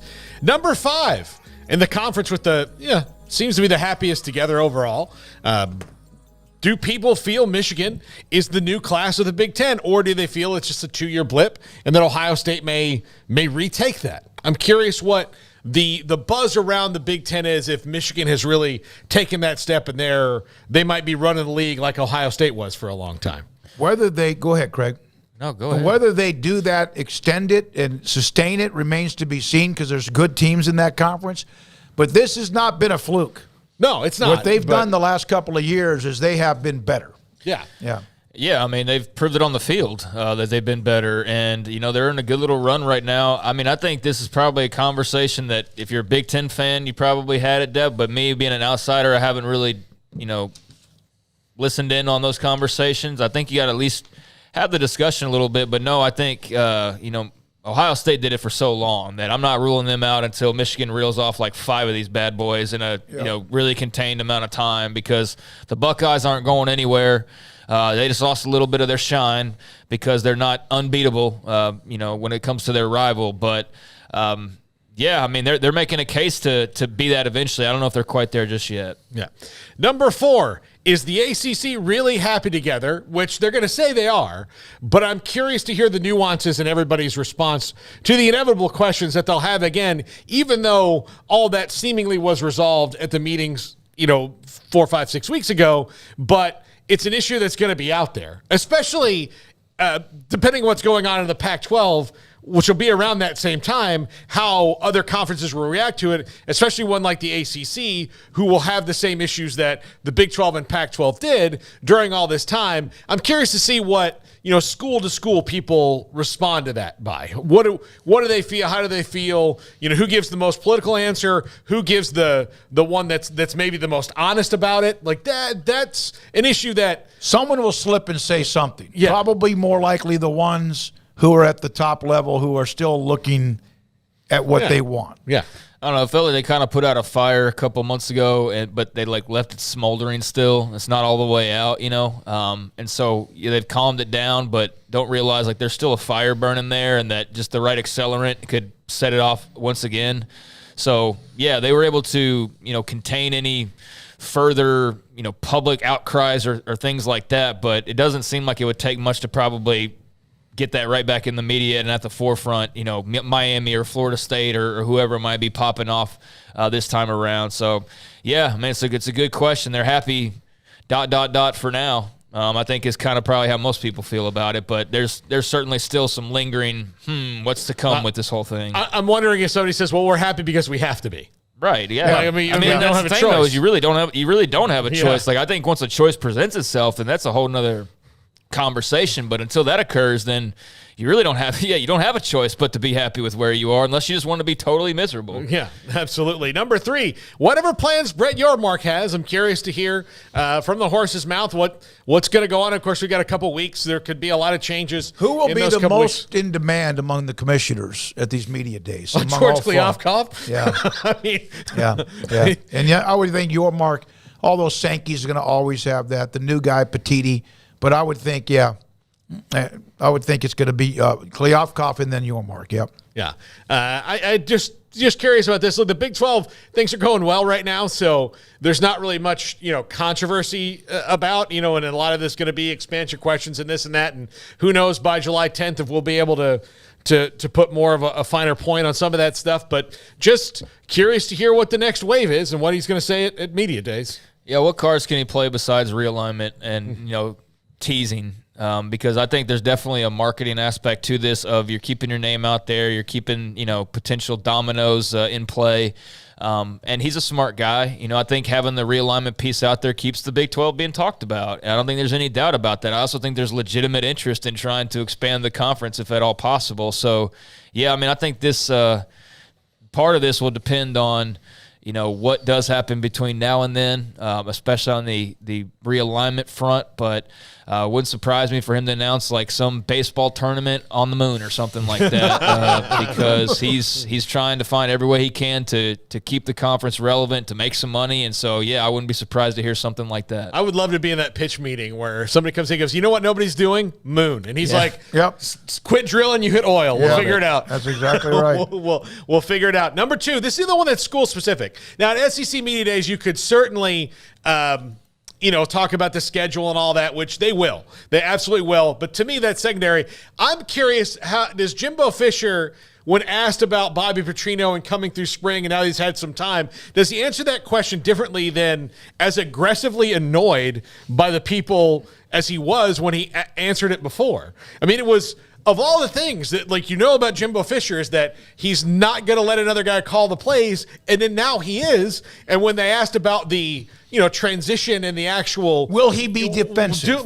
Will he be defensive? Or he got defensive. Or will he, move into it and be like, look, I wasn't, we're trying to figure that out. Now we have all that. I'm curious to hear how he answers that question this time around, because it will give me a little insight on how comfortable he feels moving into the season. I agree. Yeah, and where his ego is, how in check is that? And it's pretty important, I think, at this juncture for his ego to be as in check as possible, which I know is easier said than done. But, he didn't necessarily handle that the best way. And you know what? If you're going to make a hire, expect the damn questions that follow that hire. Yeah. What is the whole – what did you think people were going to ask about when you hired Bobby freaking Petrino to come in here and help fix your offense? Jimbo, I don't, do the whole daily thing of they're going to fire him soon and all of that kind of stuff. But, I do think he's at a very integral turning point right now for the program, for himself, and just the whole direction. And especially when you realize hey, the neighbors arrived, a couple of old neighbors have arrived, and they're not super far behind you. They're basically coming in step with you. And if you don't watch out and you're not careful, you could very easily find yourself back in that situation that you didn't want to be in 20 years ago. Well, one that you have a total complex about, and the other one I think you beat 2 or 3 times in the history of your, of their conference association. I'll say this about that, though. When they did go to the SEC, there was a peace. And they did not have to worry about what was going on in Austin. That doesn't mean they weren't paying attention, but all of a sudden, damn it, here's that loud neighbor, in the mansion, moving right next to us. And so, that's no question going to be a part of it. Yeah. And number 1, what does the Pac-12 say if nothing has changed? If they have nothing to report, if they're still in limbo, how do they handle it? No additions. There's no subtractions. If they're still in limbo, if they're still exactly where they are today at their media days in Late July, July, how do they handle it when you actually, especially Kleofkoff, when you now have to talk?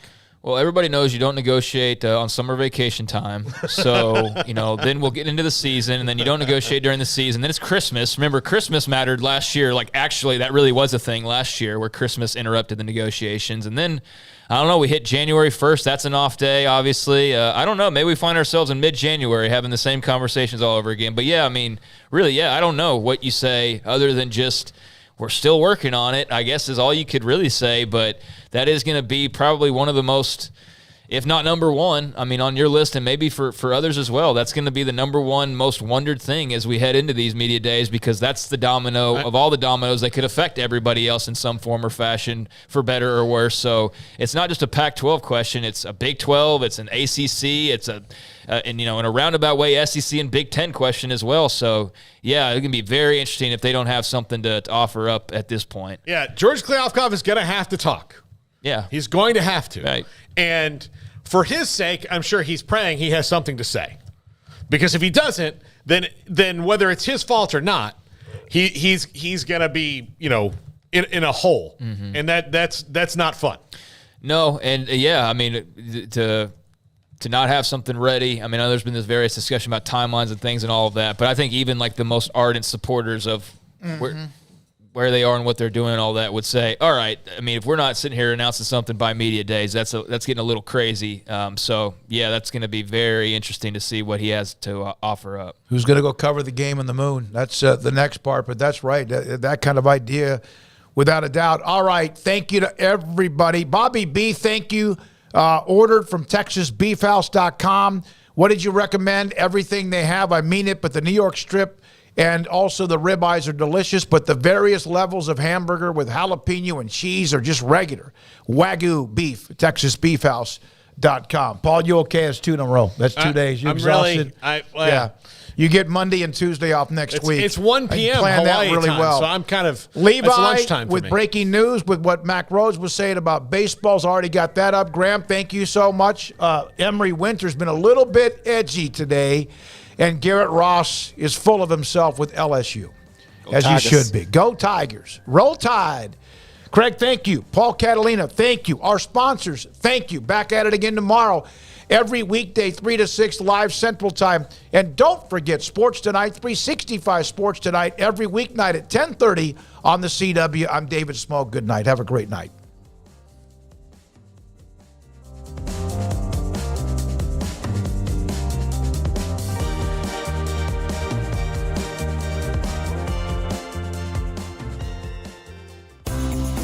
Ideal MRI is a small family business right here in Central Texas. We're open to support you while lowering the cost of healthcare bills.